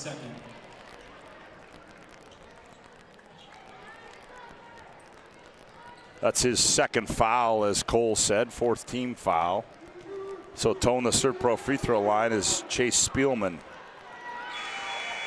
Boy, they can't buy a hoop, can they? And do the old Rick Barry and throw it underhand just to get something to go in that rim, but my goodness. You look over at the bench on Coach Brandt and those guys, they just look defeated a little bit here. Like, I don't know what to do. We keep subbing people in and out. We're changing a little bit of momentum here and trying to get something to fall. Spielman will have another one. That one's up and good.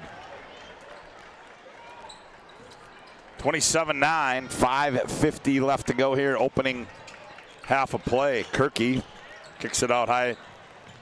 Riley Bearstail straight on 3. Bingo for Riley Bearstail. He's got 5 in the opening half of play, and it's 30-9. If you're going to talk about anything at halftime, Coach Brandt's got to talk about closing out on these shooters and finding these guys. I mean, all 5 of them can light it up from the perimeter. You got to know where they're at all times. 50 spin move there by Jack Larson. Comes up short. Kirky attacks.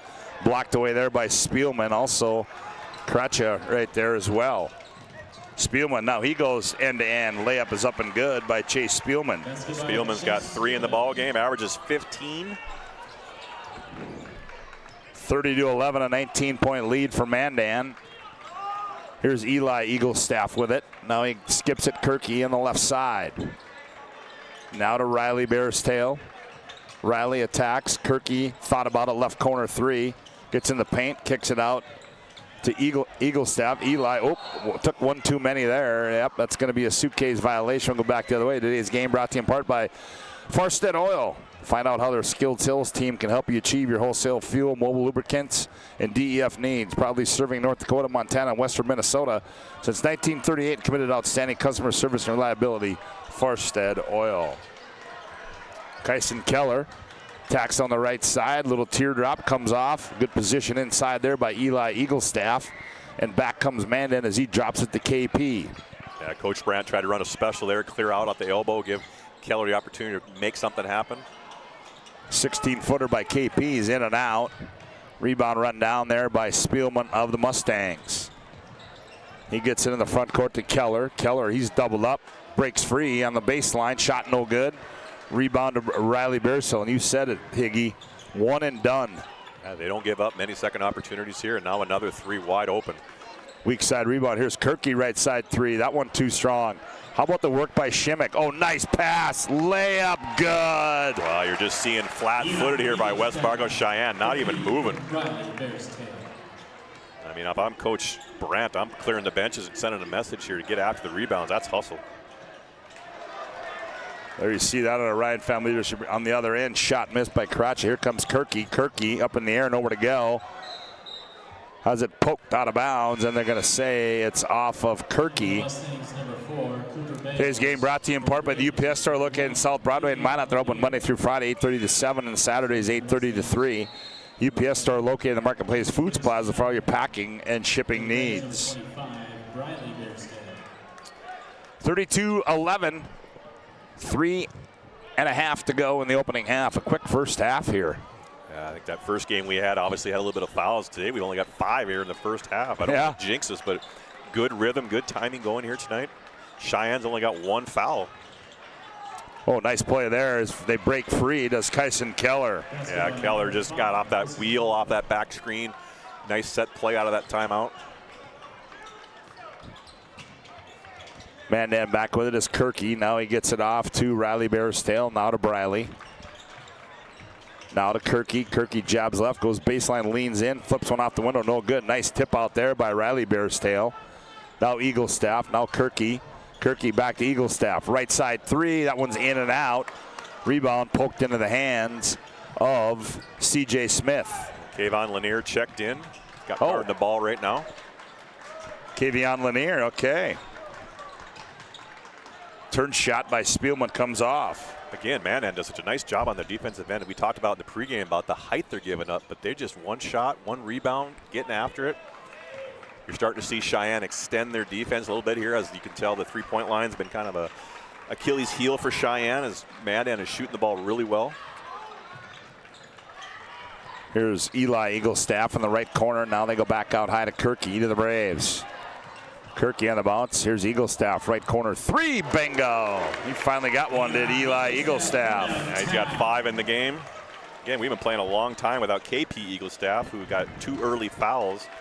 Don't need to worry about playing him when you got this kind of a lead.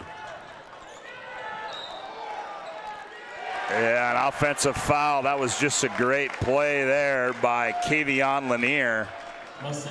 Yeah, just the rotation on defense as you get pushed to the baseline. You can tell they're man-to-man. They're pushing to the baseline. That rotation's coming over, and they're just quicker to that rotation and taking that offensive charge. Kayvon Lanier just doing the dirty work. 35-13. Reminder, we'll have our Jerome's Collision Center halftime report coming up in about a minute 35. Eaglestaff on the cut. Ball spins around and goes in. Nice play there by the Mandan Braves, and Eli Eaglestaff finishes it, and he's got a quick 7. Yeah, just very unselfish with the ball and making the extra pass. Boy, I got to say, this is a clinic right now for the Mandan Braves. Oh, that one was blocked by Bearstail. Briley knocked that one away. Riley runs down the loose ball, saved behind his back, but I think it went off Spielman. No, it didn't. They're going to say it did not. Riley's running after the ball, throws it behind his back, and Riley's not even looking. And his brother gave him the look like, hey, I was looking for you. Gave the old nod. I mean, there's just not many things that have not gone wrong here for Mandan. No. Shooting the ball, defending well, rebounding well, making the extra pass, playing unselfish. High right side, that's Keller. Cooper bails. Now they go baseline. Spielman. Little runner in the lane comes off for Kyson Keller. Now coming out of there with it is Riley Bearstill for the Braves. 44 seconds to play to Briley. Here's Lanier with it. Kavion skips it. Shimmick, high left side. Shimmick puts it on the floor, nowhere to go. Now finds Briley Bearstill. Deep three from the left side comes off long to Jack Larson. Stop and go move there, nothing home. Larson now goes baseline right. Spielman. Spielman spins. Fall away shot, too strong. Rebound comes down to Shimmick. Now Mandan can play for one. Well, the way Eagle staff's been playing and coming off those screens, using Shimmick kind of as a decoy to rotate and move without the ball, set that screen, they'll kind of help on defense. Shimmick fires one up at the horn, as that's not what Mandan wanted. And that's going to end the opening half of play here in our boys game as we go to break on the BNC Bank scoreboard.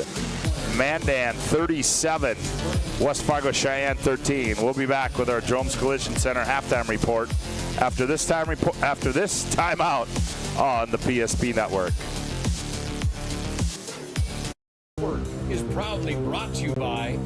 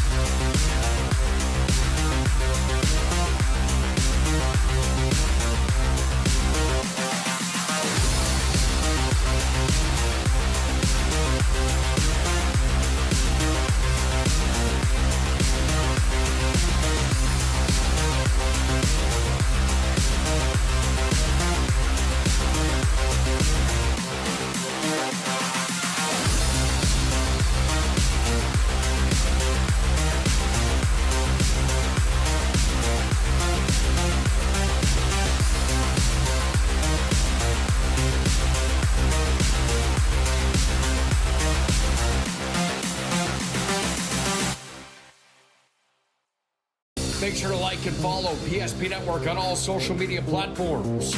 PSP Network, it's game day. Our initial reaction when we realized he had 2 broken bones was fear. Then once we realized and got a plan with Trinity and our doctor, a lot of comfort. He told me that he can fix my arm, and he showed me a lot of stuff that he could do to help me. Trinity Health Orthopedics is as good as you can find anywhere in the country. A lot of us take pride in that, and that's why we stay here and we keep doing what we do. Trinity Health, making more possible. Every football fan has their Sunday routine. Maybe it's setting your lineup, firing up the grill, or claiming your spot on the couch. But the center of every Sunday is the drive. The morning drive home before kickoff. The drive to your buddy's watch party. Wherever you're headed, we can take you there.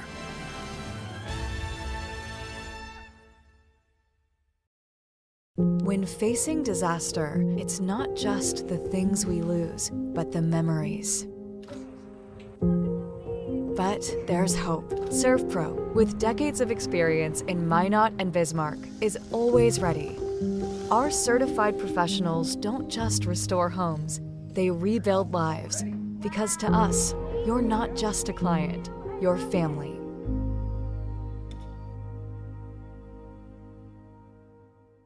Breathe in. I can't believe I wrecked my car. There's some things in life we can't control. But what's important is how we respond. At Jerome's Collision Center, they provide the highest quality of service, assuring the job gets done stress-free and making it feel like a breath of fresh air. And to give you peace of mind, they handle the insurance. Are you even a therapist? Don't worry about it. Jerome's, they're the experts. Jerome's.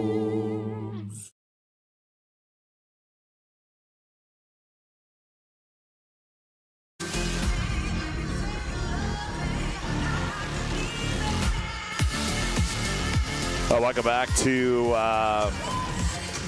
Starry Big Gymnasium, home of the Mandan Braves, and our Jerome's Collision Center halftime report. Accidents happen, it's part of life. At Jerome's, our goal is to help get your car and your life back on the road, both literally and metaphorically. It's a goal that forces us to do more than fix your vehicle. We've been doing it since 1975. Call them at 701-852-5126. To schedule your collision repair or other service, collision repair is our specialty. We value you and your car. Well, 37-13. It's been all Mandan in this opening half as Jeff Brandt is probably scratching his head going, what do I got to do? As they find themselves down 24. And for a look at the first half, individual numbers, here's Cole. Yeah, for the Mandan Braves, you mentioned, Woody, just lighting it up on the offensive end. But I think the key here has been the defensive side of the game, where just locking down on the defensive end and one shot on the rebounds and just not giving Cheyenne second opportunities here. But for the Mandan Braves, the scoring is, like you said, 37 points here in the first half. Nupa Kirky kind of doing a little bit of everything, has not scored here tonight, averages 10 a game, but just making a difference in different ways. Eli Eaglestaff's got 7, Daniel Wentz 5. KP Eaglestaff had foul trouble, didn't play much the first half, missed about half of it, has 13. Carson Shimmick 4, Riley Bearstail 5, and Bradley Bearstail has 3. As we mentioned, Bradley turned his ankle, playing well, moving well out there tonight. And then for West Fargo Cheyenne, Chase Spielman with 3, Kyson Keller 4, Kaysen Bernstein 2, Jack Larson coming off the bench with 2, and Tanner Cratcho with 2 for a total of 13. So 37-13 here at half, and just, I don't know how else to call it, but other than just take him to the woodshed, man. And he was on the offensive end and the defensive end. I mean, my goodness, are they putting a beat down here? Yeah, that's a good way to put it, as that's exactly what is happening right now. And we'll see if Jeff Brandt can get things figured out. We're our halftime as our Jerome's Collision halftime report rolls on with more when we come back to Starry Big Gymnasium after this timeout.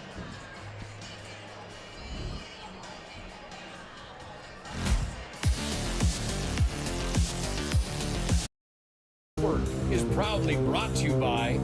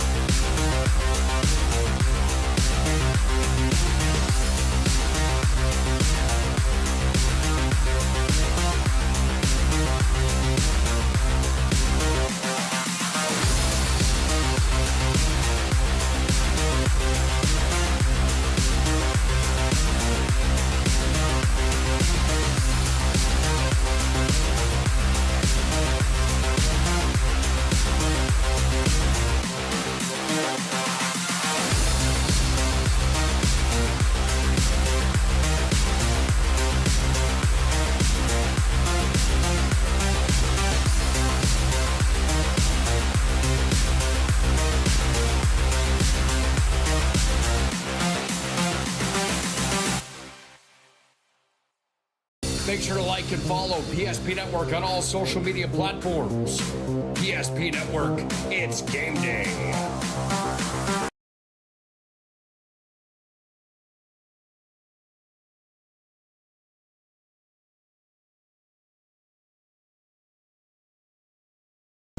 Is proudly brought to you by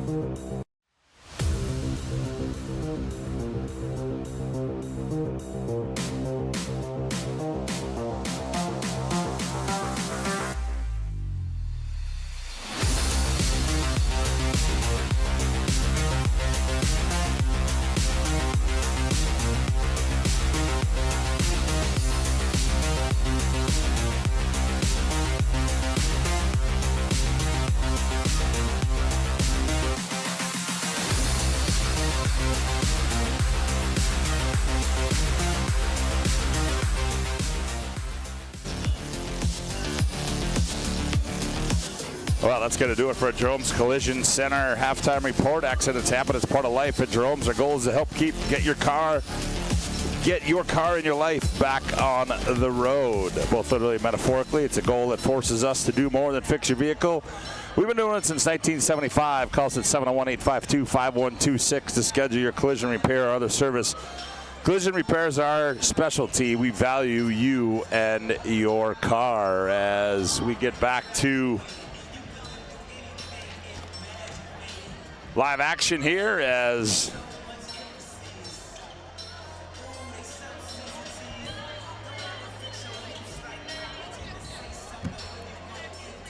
You said Jeff a few times. Did I? Yep. It's all right. We're used to seeing him down here now in Dickinson, but hopefully Tim Brandt had a great halftime speech to motivate his players and light a fire. Yeah, Jeff Brandt, Tim Brandt. Man. Hey, it's all right. Thanks, Mr. Hallberg. Appreciate the assist on that one. As Mandan will have the basketball coming out of the halftime break. Here's KP Eaglestaff with it. Eaglestaff. Dump. Oh, nice no-look pass. Shimmick, ball fake. Too late. Oh, and they're going to get a foul, as that's going to go on. Mustangs foul number 24, Tanner Krejcia, his second. Is it Krejcia? They're saying Krejcia, but I think it's Kracha. That's what we were told too, is Kracha. Okay. Yep. Second team foul. So to the Serve Pro free throw line goes Shimmick, and he misses that one. He had 4 in that opening half. Yeah, I like Shimmick's game here. He kind of complements everybody out. He's not really a perimeter shooter, kind of a grinder, cuts to the basket, kind of just feeds off whatever they want to give him.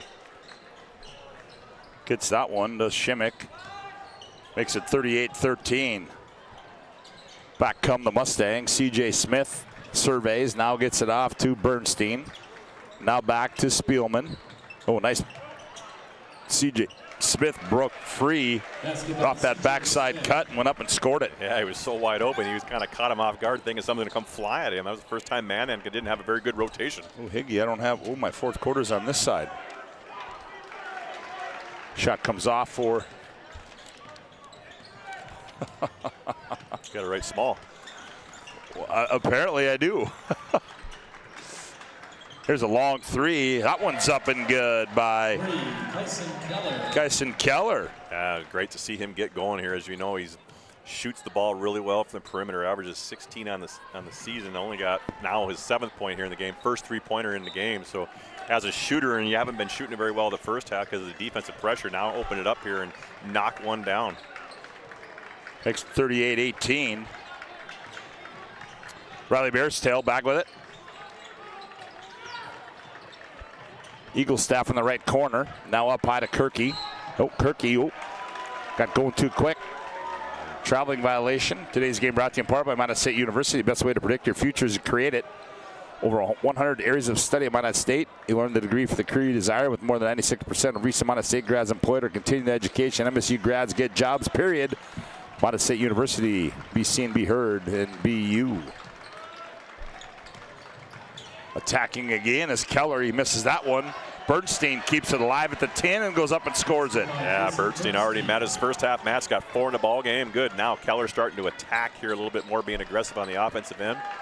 And that's some of the hard things to do for Mandan. You got a 20-point lead here going into the half, and then what do you tell these kids? You know, keep playing hard, and you know you got this lead. And you kind of mentally get a little lazy, and they just got to turn it up here a little bit. Straight away 3 there by Riley Bearso, rolls off, and Bernstein the rebound. Gets it off to Spielman up the left side to Kracha. Kracha on the bounce, gets it off to C.J. Smith. Between the legs a couple times, now delivers it off to Keller. Keller, he's going to attack. Keller goes up, has it knocked out of bounds, and it'll stay with the Mustangs. 38-20 our score. 15:42 left to go in the ball game. And that's something what coaches normally would do with their high score opportunities there is tell them to be aggressive, force it a little bit, make some things happen. As a team, we're not scoring very well, but get going. Ooh, CJ scores again, or Smith, sorry. CJ Smith off the inbounds uses the window to perfection, and he's got 4.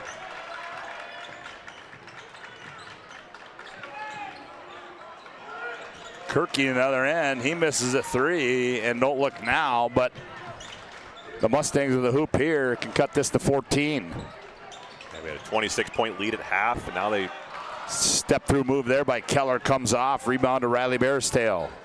Kirky up the left side. Kirky. Nice pass out to Bradley Bearstail. Right side 3. Ooh, he missed everything, and that one's going to go out of bounds, and it'll go back to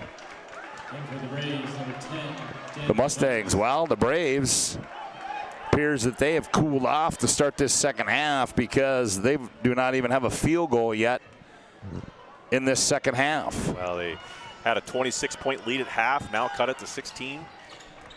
I don't know if it's the basket they're shooting at, but. Oh, there's Kracha coming through with a big hoop there.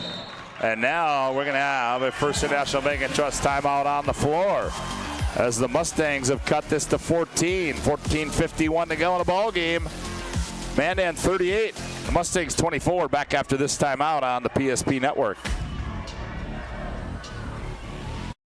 As a group of people living in the same place or sharing common goals.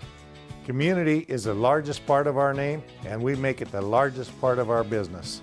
We support our local schools, organizations, youth programs, and local events from Bowman to Bismarck because we all share a common goal to better the quality of life in our communities.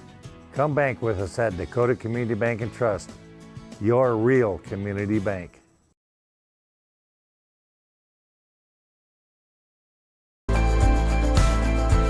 At Planning Team Financial Advisors, we help individuals create their personalized strategies.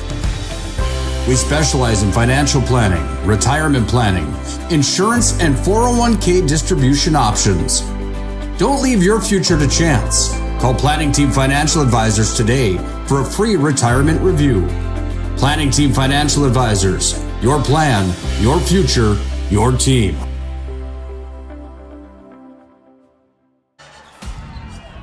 Oh, good timeout there by Jason Horner. He had to settle his crew down.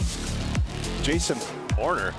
What am I saying, Jason Horner? What am I at? You're way Brandon back. Schaefer. That's 2001 when That's they won 2001, state. yeah. Oh, wow. Here's a three-pointer by Bearstail, and a timeout worked. Yeah. Riley Bearstail. Great opposite pass there. Good set, getting people moving on the offensive end. Hopefully it starts opening it back up like it did the first half. So whatever Brandon Schaefer drew up there worked to perfection as shot goes up, and by C.J. Smith missed. And Riley Bearstail. Maybe Schaefer took one of those from Jason Horner's playbook. He may have. Looked like something Horner would have run. That's probably why I said it, huh? Eagle staff back in the front court now. He attacks. He's going to be tied up. But they're going to get a reach. Yeah, they're going to get C.J. Smith on a reach. Mustangs foul number 0, C.J. Smith, his first.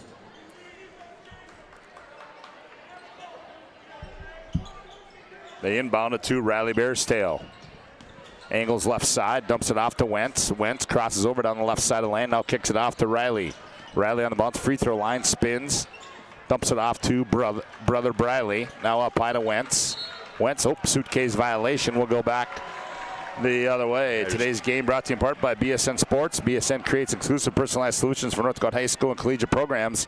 From custom equipment, uniforms, and coaches apparel to fanwear, branding, and more. They'll do it all. Contact your local BSN sales pro today.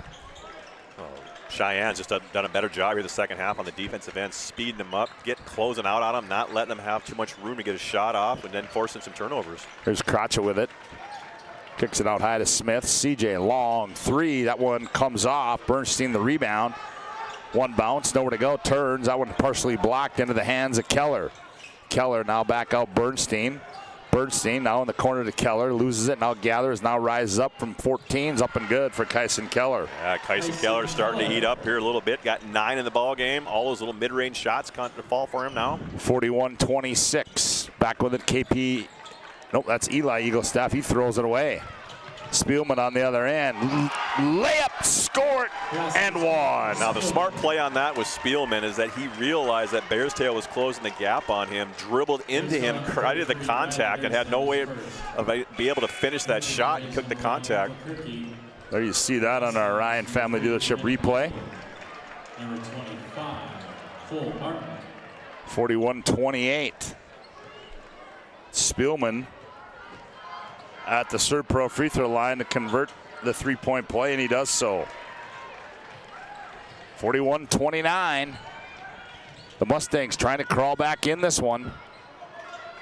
Here's Wentz with it. Wentz dumps it down low to Bearstail. That's Riley with it. Now he throws it away. Eli Eaglestaff did a good job running that down. Here's KP, left corner three on the way. Bingo. Yeah, you got to know where he's at, even though it's a loose ball and kind of picked up and out of control, but you got to know where he's at. Standing in that corner, his first points here in the second half, 16 in the game. Tough two there. It goes in and out. Cole Martin in the ball game now.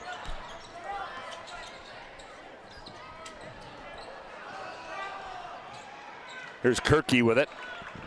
Kirky, jump stop, nowhere to go. Now he gets it out to KP Eaglestaff. KP attacks, a runner in the lanes, up and good by KP Eaglestaff. Oh, just the athleticism going to his left, falling left, and uses his right hand floater in traffic. Yeah, they're going to get Wentz as he got a little too close there as attacking was Brennan Gable. Yeah, that's Daniel Wentz's third.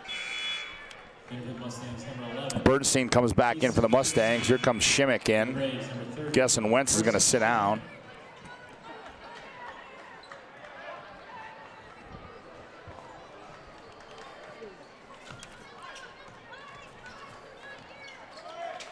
Spielman, high right side. Goes down low. Bernstein, he gathers, doubled up, goes up strong and scores. Oh, power move there by Kason Bernstein. Yeah, now you're seeing that 6'7" senior using his length and strength there and just kind of being patient. The double team came, didn't get in a hurry and try to short arm it. 46-31, Mandan by 15, and now we're going to get a foul. It's going to be Gable as he bodied up Shimmick. His game brought to you in part by Val Cyclery, locally owned and operated in downtown Minot since 1960. They have a full line of e-bikes that they service in their shop. Sharpening center for knives, scissors, chainsaw blades, and more. Fitness center with treadmills, ellipticals, and recumbents. Val Cyclery.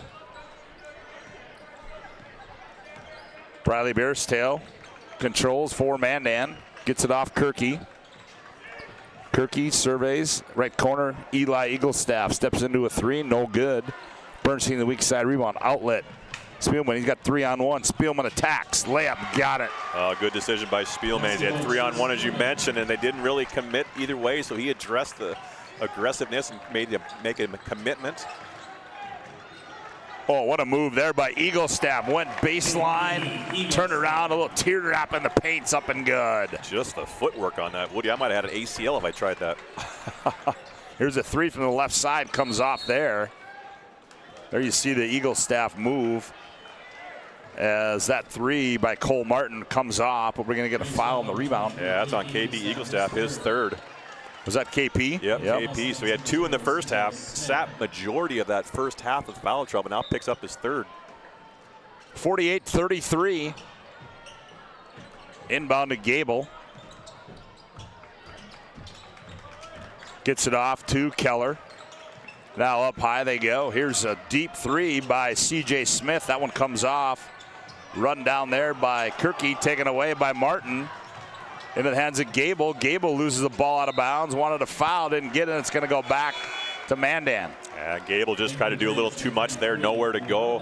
Mandan held their position, shut down those driving lanes, and unfortunately caused a turnover. 48-33. 15-point lead now for Mandan. Coach Brown's got to be pretty happy. Cut it to 15, down 26 at half. Yeah, Tim's got to feel good about how his guys are playing in this second half.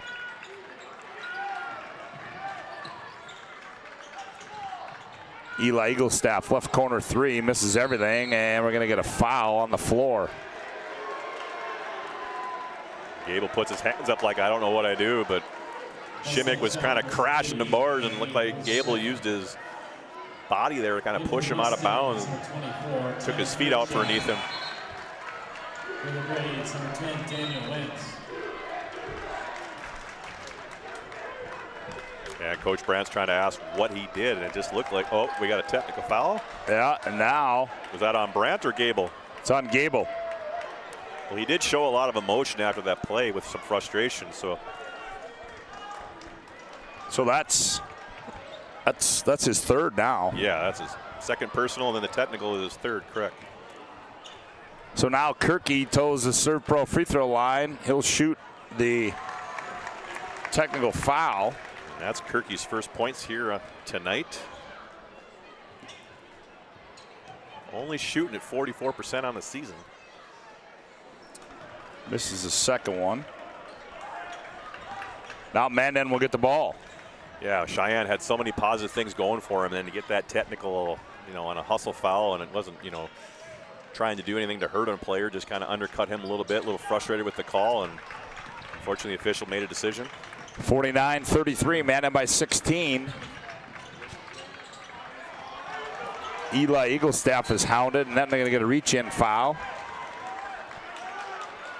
That's Cole Martin. Cole Martin's going to get whistled for that one. You're starting to see a little bit of the edge of Cheyenne. They're trying to get aggressive. Well, yeah, a little bit. Yeah, you're exactly right, Higgy. They're going to try to get after it. They're going to make a run here and get a little more physical with them, and they're closing the gap here on those perimeter shooters. They lob it backside to Eli Eaglestaff, and he's got to save it from going from out of bounds. Crotch on the bounce, now hands off to Martin. Now they go right side, that's Kyson Keller. He goes baseline, pulls up on the baseline, comes up short, rebound to Bradley Bearstail. Good rotation by Wentz there, as again, they force him baseline, and Wentz was there to close it off. And Martin takes it away from Kirky. And then he throws it away, and then now Riley Bearstail throws it away. And then we're going to get a foul. It's going to go against, I believe, Riley Bearstail. That's his second. The game's just kind of getting a little hectic right now. It's like we lost our rhythm, and people are getting a little chippy and a little edgy out there as far as trying to get a little more physical and try to create something happen here. That went on Bradley Bearstail. KP Eaglestaff comes back in.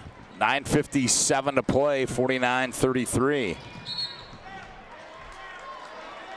Over and back violation called. Reminder, we'll have our planning team financial advisor, Shots Crossroads post-game report, where you're looking for a full-service financial planner planning for farm or business succession. Planning team financial advisor here to help you work toward achieving your financial goals. Visit online at planningteam.com. At Shots Crossroads, get filled up with a delicious menu that includes the famous number 99. Order online at shotscrossroads.com. Team buses are always welcome.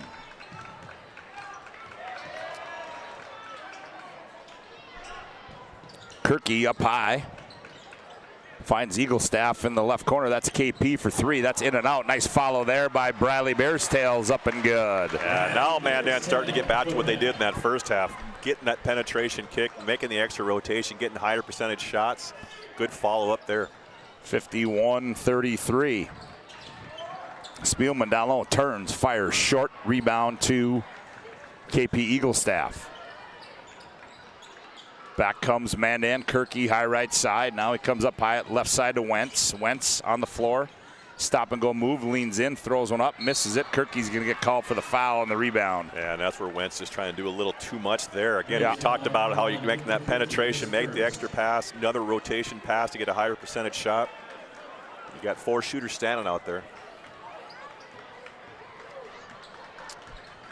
51-33, 9 minutes to play. Here's Spielman, right wing. Crotcha left side three, rises up. That was in and out, and we're going to get a hole. That's going to be four on Eaglestaff. Yeah, he had his hand kind of boxed out, kind of wrapped his hand around the hip. That was a good call. Yeah, that's four on Eaglestaff with basically just a little under 9 minutes in this game. Shimmick's got to come in. KP Eaglestaff's got 20 out of the 51 points here tonight, so someone's got to continue this scoring output.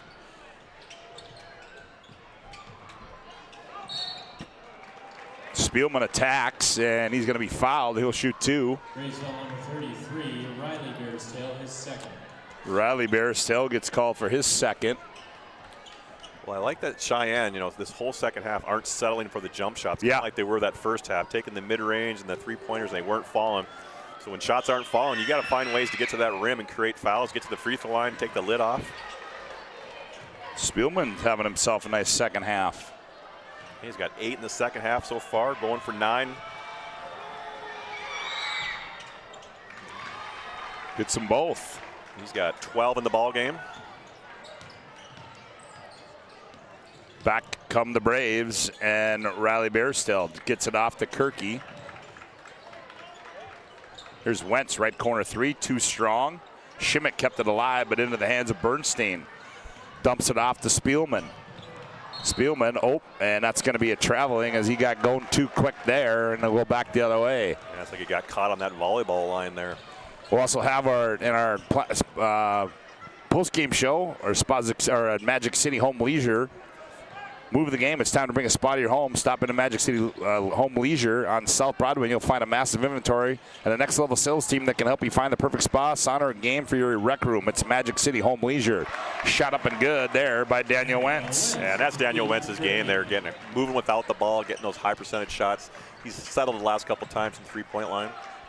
Spielman, left corner 3, air ball into the hands of Wentz. He throws it away into the hands of Bernstein. Spielman in the paint, turns, now kicks it back out. Martin, right side 3, that one's off. Rebound run down there by Riley Bearstail. And now you're seeing Coach Schaefer, let's use the clock to our advantage here. We got the lead, we're in the bonus. Well, Briley says nope, steps into a 3 and buries it. Riley Bearstail from Dodger seeing, talked about an ankle opportunity that he turned this week. Doesn't look like it's bothering him too much here tonight. Yeah, boy, I'll tell you what, a great feed there. Bradley just stepped into that one and knocked it down on our Ryan Family Dealership replay. BNC National Bank with locations throughout North Dakota, Minnesota, Arizona. BNC National Bank provides you with banking and wealth management service for your business and family. Visit BNC Bank online today at bnc.bank.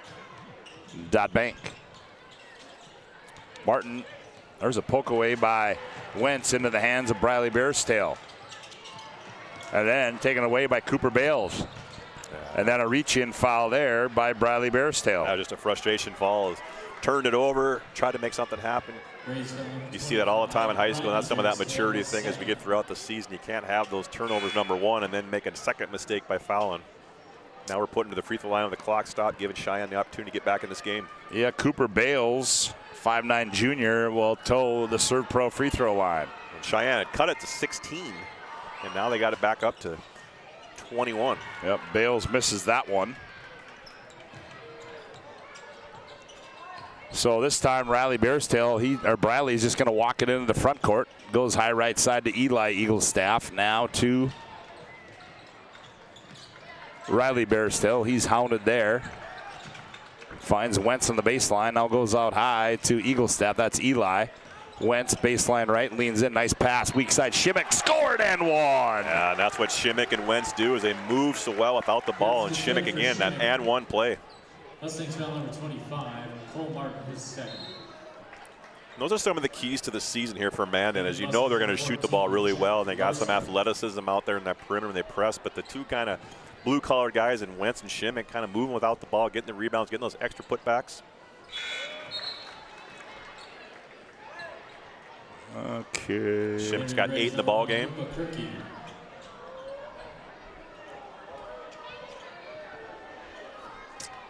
59-35, 24-point lead.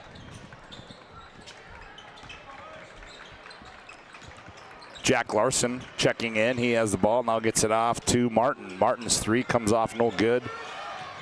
Spielman, a big boy rebound there. Back off to Martin again, no good. And Shimmick pulls it out of there. There's Bearstail all alone on the other end. Riley layup good. Yeah, just good heads up play by Wentz again. Just kind of the glue guy here so far in this game. 61-35. Mandan leads this one on a BNC Bank scoreboard. Looking for a sweep as the girls were victorious, 70-58 in that first one.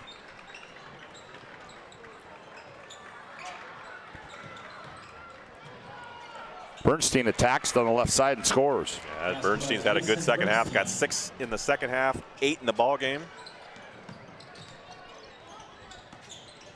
Kirky attacks. He's going to be fouled on the dish.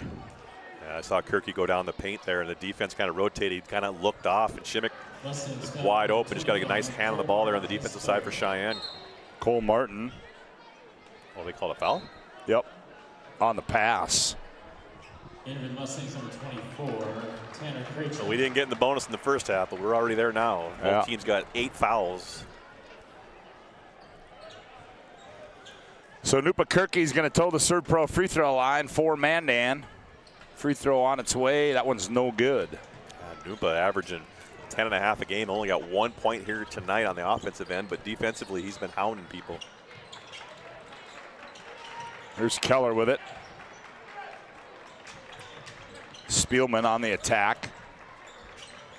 Keller finds him down low. Shot point blank range, missed it. Keller stays with it and gets his own rebound. Now Wentz pokes it away into the hands of Riley Bearstail. Now here comes Kirky. Kirky wanted to attack, finds a trail in Riley Bearstail. He rises up from 18, short. Rebound Eaglestaff. Eli's going to fire one up and score it. Oh, it's just, they make it look easy at times out there as they get these little extra tips and then just wide open threes, make the extra pass, and just so many shooters on this team for Mandan this year. In the paint from point blank range is Kyson Keller. Now we got a warning on the bench. So Kyson Keller made that bucket, hurt it. Number 15, Logan Breidenbach. Enter the Rays, number 2, Rowan Wiseman.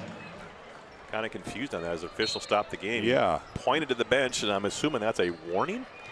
I'm assuming being outside the coaching box. Logan Breidenbach checks in for the Mustangs. In for Mandan is Rowan Wiseman. And Mandan turns it over. Nice backdoor cut there by Christensen. Logan Breitbach. Breitbach checks in and gets a hoop right off the bench. And again, Coach Brandt just trying to get extra guys in the game here a little bit.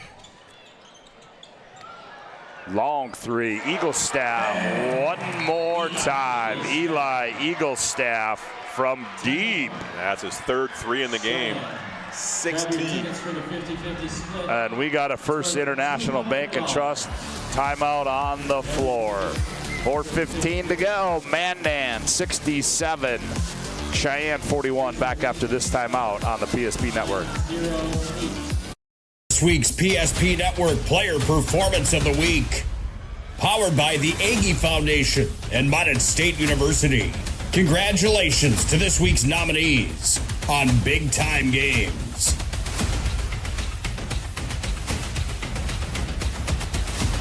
The votes are in. And this week's Player Performance of the Week belongs to Palmer. He gets nasty with this. Rolled down to the right. Looking deep and picked off. Interception. Beautiful. Make sure to like and follow the PSP Network on all social media platforms. And watch for next week's PSP Network Player Performance. Seek transformation. ServPro's construction program brings both vision and precision. From that very first hammer strike to the final touch of paint, our dedication remains unwavering. It's not just about remodeling. It's about legacy. In Minot and Bismarck, ServPro is your partner in transformation. We don't just build back. We elevate every space.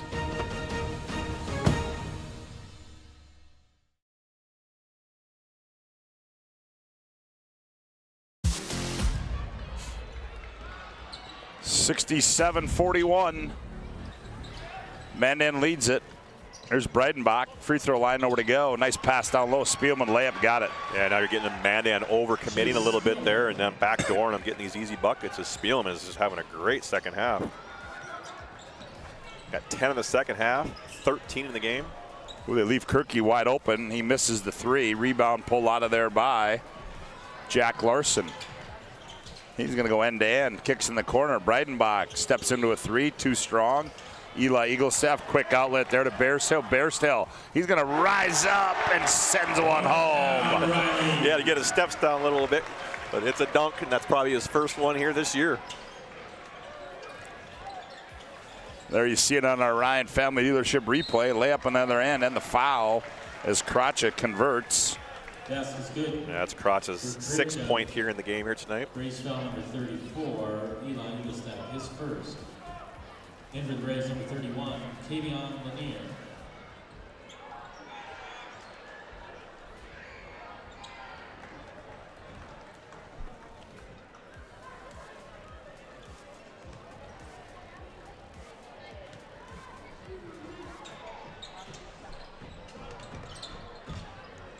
Free throw's no good. Run down by Bearstail.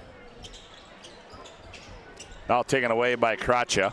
And Rowan Wiseman entered into the game for Mandan. There's Larson on the trail. Spielman misses that one. Kracha puts it back in from point blank range there. Yeah, you're going to see Kracha now get his garbage buckets here as he's got the 6'6" body out there getting those quick offensive rebounds. Cole, we got to do 2 MVPs after this one. We forgot to do it in the first game. That's my fault. My apologies. There's Bearstail, left side 3 by Riley. 22-point lead. Keller dumps it off. Spielman in the paint. Kracha shot no good. Lanier the rebound.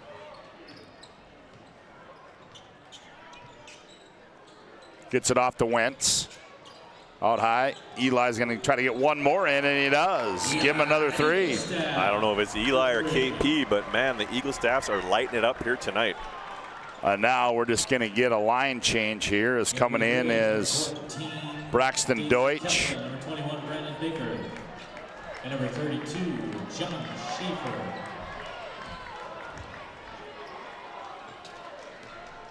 Also in Blake Fagerland for the Mustangs.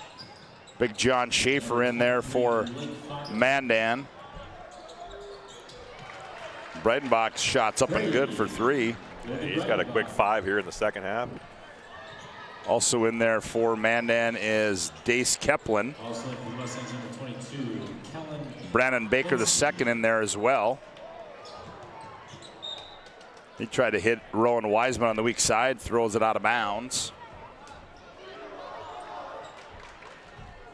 These are the opportunities when you get the bench players in who normally don't get a whole lot of playing time. Come out there and get some varsity experience on the big court.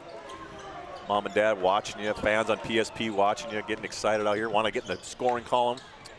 Breidenbach one more time from the right corner, comes off, no good, ball's loose. Baker comes out of there with it. He's going to go in. He wants to get in the scoring column. Finds Keplin on the trail. His 3 balls up, no good.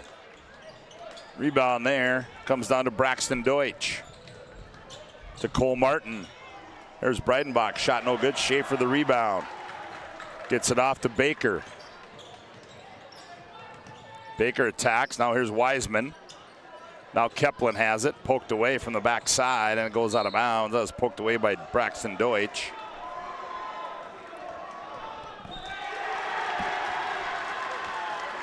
Oh, they were calling for Aiden Bogner with the student section. Now he comes in.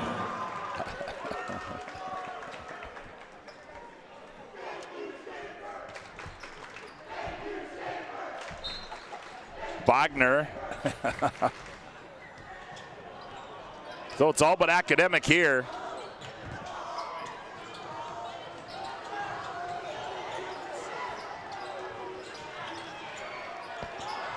Here's Schaefer out high. He's going to attack. Schaefer leans in, throws up with the left hand, no good. Rebound comes down to Wiseman. He's double up, and he gets fouled.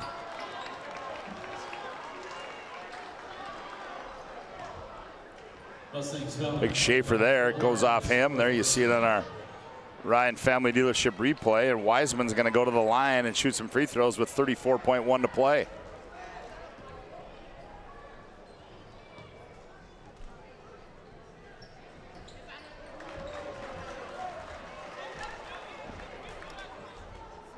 Rowan converts.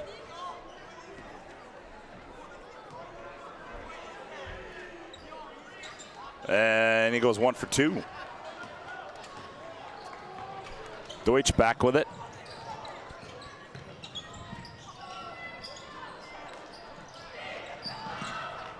Well, they get it off to Fagerlund.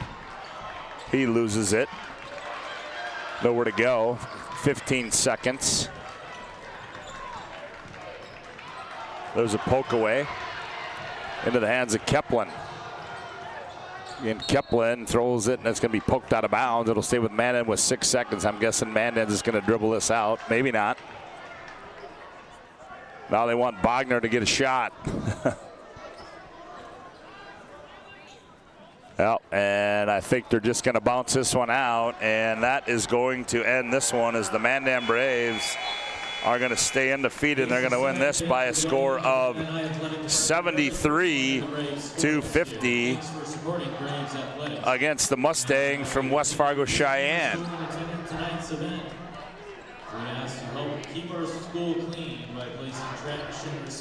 And that's going to take us into our planning team financial advisors. Shots Crossroads post-game report.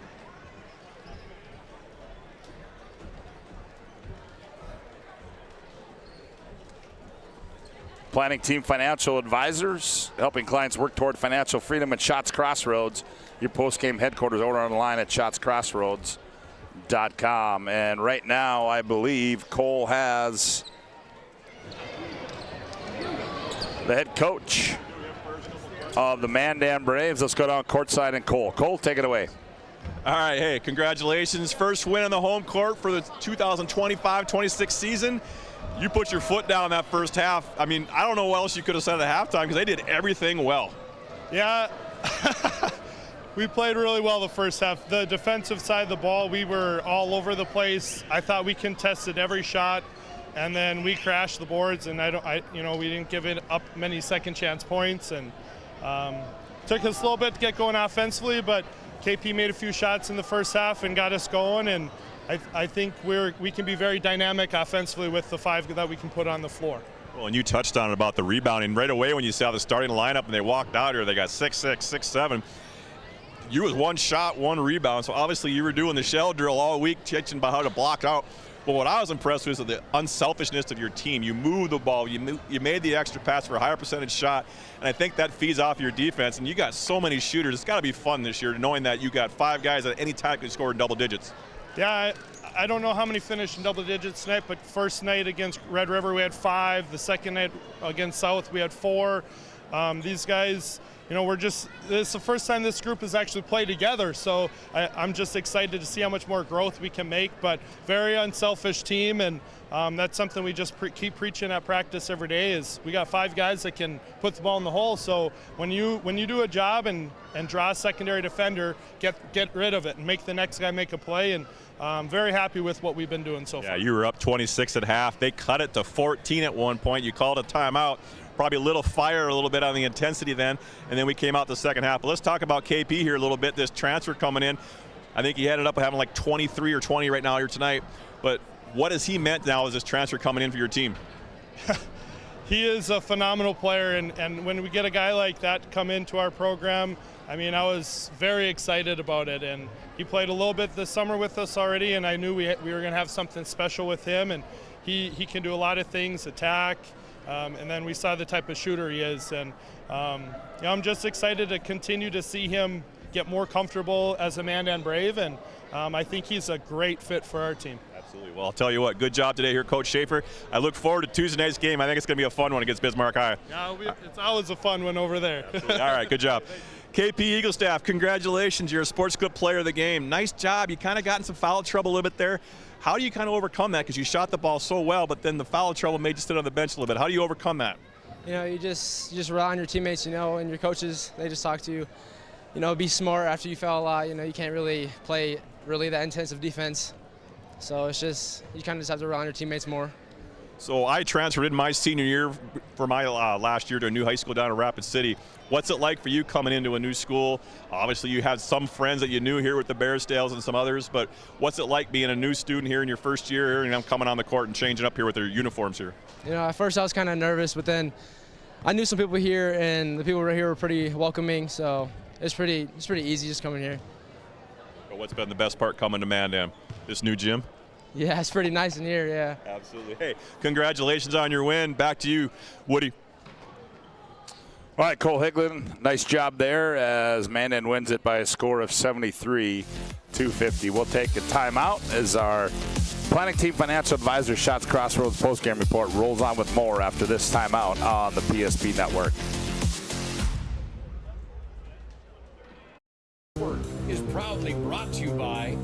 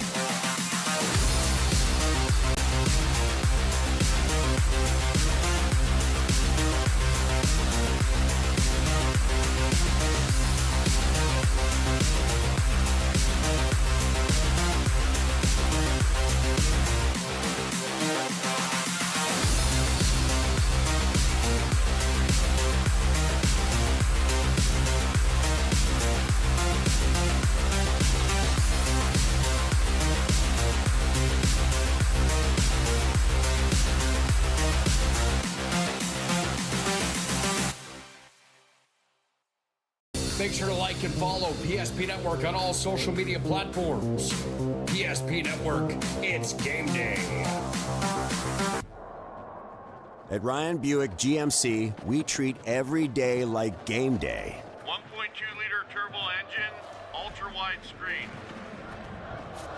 1.2-liter turbo engine, ultra-wide screen, on 2. Ready? We know how to get you in the right vehicle. Bucanyons, and hut, hut. From the test drive to the handoff, we make every step easy. This season, start your drive at Ryan Buick GMC. We want it all. We want our dog to fetch it. Drop it. And drop it. Clean it. We want to fix it ourselves. And actually fix it. We want to order the market price lobster. And know the market price of the lobster. How much is... Whatever the market says. Sadly, we can't have it all. Except at Sport Clips, where we check in with the pros in men's hair and totally check out with pure, uninterrupted relaxation. Sport Clips. It's a game changer.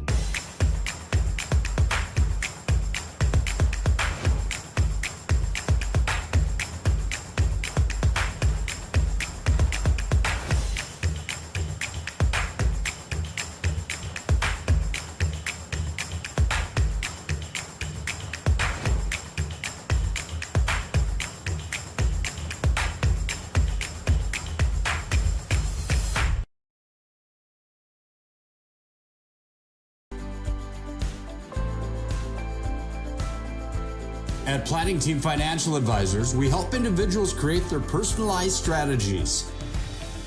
We specialize in financial planning, retirement planning, insurance, and 401k distribution options. Don't leave your future to chance. Call Planning Team Financial Advisors today for a free retirement review. Planning Team Financial Advisors. Your plan, your future, your team.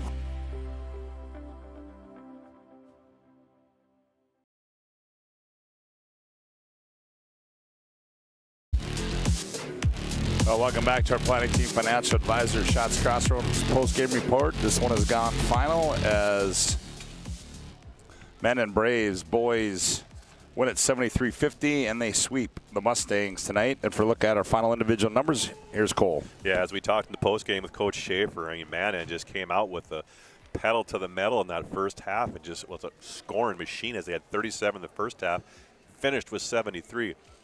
Nubikirky averages 10.5 a game, only had one, but did a better job on the offensive end of just rotating the extra passes, defensive end, getting those rebounds. So he finished with 1. Eli Eaglestaff coming off the bench had 16, had 4 3-pointers. Daniel Wentz, 7. KP Eaglestaff, our sports clip player of the game, he had 20. Along with him, he had 4 threes. So both Eaglestaffs had 4 threes apiece. Carson Shimmick had 8. Riley Barrisdale 12 and Briley Barrisdale 8 for a total of 73. For West Fargo Cheyenne, CJ Smith 4, Chase Spielman 13, Kyson Keller 11, averaging 16 a game. So nice defensive job for Mandan, holding him to 11 points here tonight. Kason Bernstein had 8, 6 all in the second half. Jack Larson coming off the bench with 2, Logan Breidenbach with 5, and Tanner Kratcha with 8. So 73-50, the Mandan Braves. Well, Cole, we got to give out a couple more things we got to do, which I failed to do in the opening half. We got to give out our move of the game, brought to you by Magic City Home Leisure. It's time to bring a spa to your home. Stop into Magic City Home Leisure on South Broadway, and you'll find a massive inventory and the next level sales team. They can help you find the perfect spa, sauna, or game for your rec room. It's Magic City Home Leisure. And, well, your move of the game tonight, I got to say, there was a lot of nifty moves, but I think the one we saw, our first one of the year, was the dunk by Barstow right at the end of the game. Yeah, I got that breakaway in the second half there where he was able to get his steps down, took his time, and punched it down with 2 hands. And it's when you get your first dunk of the season, or even if your career sometimes, it's just a great achievement. You'll never forget it. And then in that first one, I'm going to give Anna Claire Bugby the moves of the game. She had a lot of nice ones in that girls' game tonight, leading the way as she was our Sport Clips MVP as well. As we can take a look here as to what's coming up on the tomorrow afternoon. We'll be on the air with you right around 1:15 or so, Shanley and St. Mary's, and then we'll have the Ned Rose third place championship game, and then Grand Forks Central Minot North and Cheyenne and Minot. Those are both boys and girls doubleheader. That Shanley St. Mary's game is just a boys game. And then Cole, let's give out our Sport Clips MVP of this one. Sport Clips brings you the MVP of this matchup. Sport Clips is the home of the MVP haircut experience. Nothing comes close to making you feel like an MVP, quite like the MVP experience at Sport Clips. And that Sports Clips game MVP in the girls' game, that was Anna Claire Bugby. And in this one, Cole? Well, we're going to give it to KP Eaglestaff, but I think you could also give an asterisk to the whole defensive pressure that the Mandan Braves put out there. I mean, just as a holistic team, they rotated so well on the defensive end and just shut them down and held West Fargo Cheyenne to 13 points in the first half. That's unheard of in the Class Division A as we see it now, as scoring definitely has always been a focal point, but defense here tonight for the Mandan Braves. But KP Eaglestaff is our sports clip player of the game with 20 points here tonight, 4 3-pointers here in tonight's game. Yeah, that'll KP a nice game, and as you said, Mandan on a roll right now, and they got to go into Bismarck High next week. That should be a fun one, as we'll have that for you on the PSP Network. Well, we hope you enjoyed the broadcast tonight. I know we had a few blips in this opening one. We do apologize for that, but we'll get those all straightened out, and we'll be back fresh and on the air with you tomorrow. And hopefully the rest of the way in this 25-26 campaign. I want to thank all of our sponsors, BNC National Bank, Valvoline Instant Oil Change, also First National Bank and Trust, Ryan Family Leadership, Serve Pro, Mounted State UPS Store, Planet Pizza, Northern Plains, BSN, Farsight Oil, Bones Barbecue Sauce. Also want to thank Val Suckery, Aggie Foundation, Jerome's Collision Center, and also to Planning Team Financial Advisors, Shots Crossroads. Also, our Sport Clips Player of the Game and our Magic City Home Leisure Move of the Game. The girls win the first one, and tonight the boys, they win it by a score of 73-50. Mandan gets a sweep tonight. Again, we hope you enjoyed the broadcast. For Aaron Wald, Cole Higlin, repeating our final score, Mandan 73, Cheyenne 50. Scott Woodmansey saying so long from the Starion Bank Gymnasium.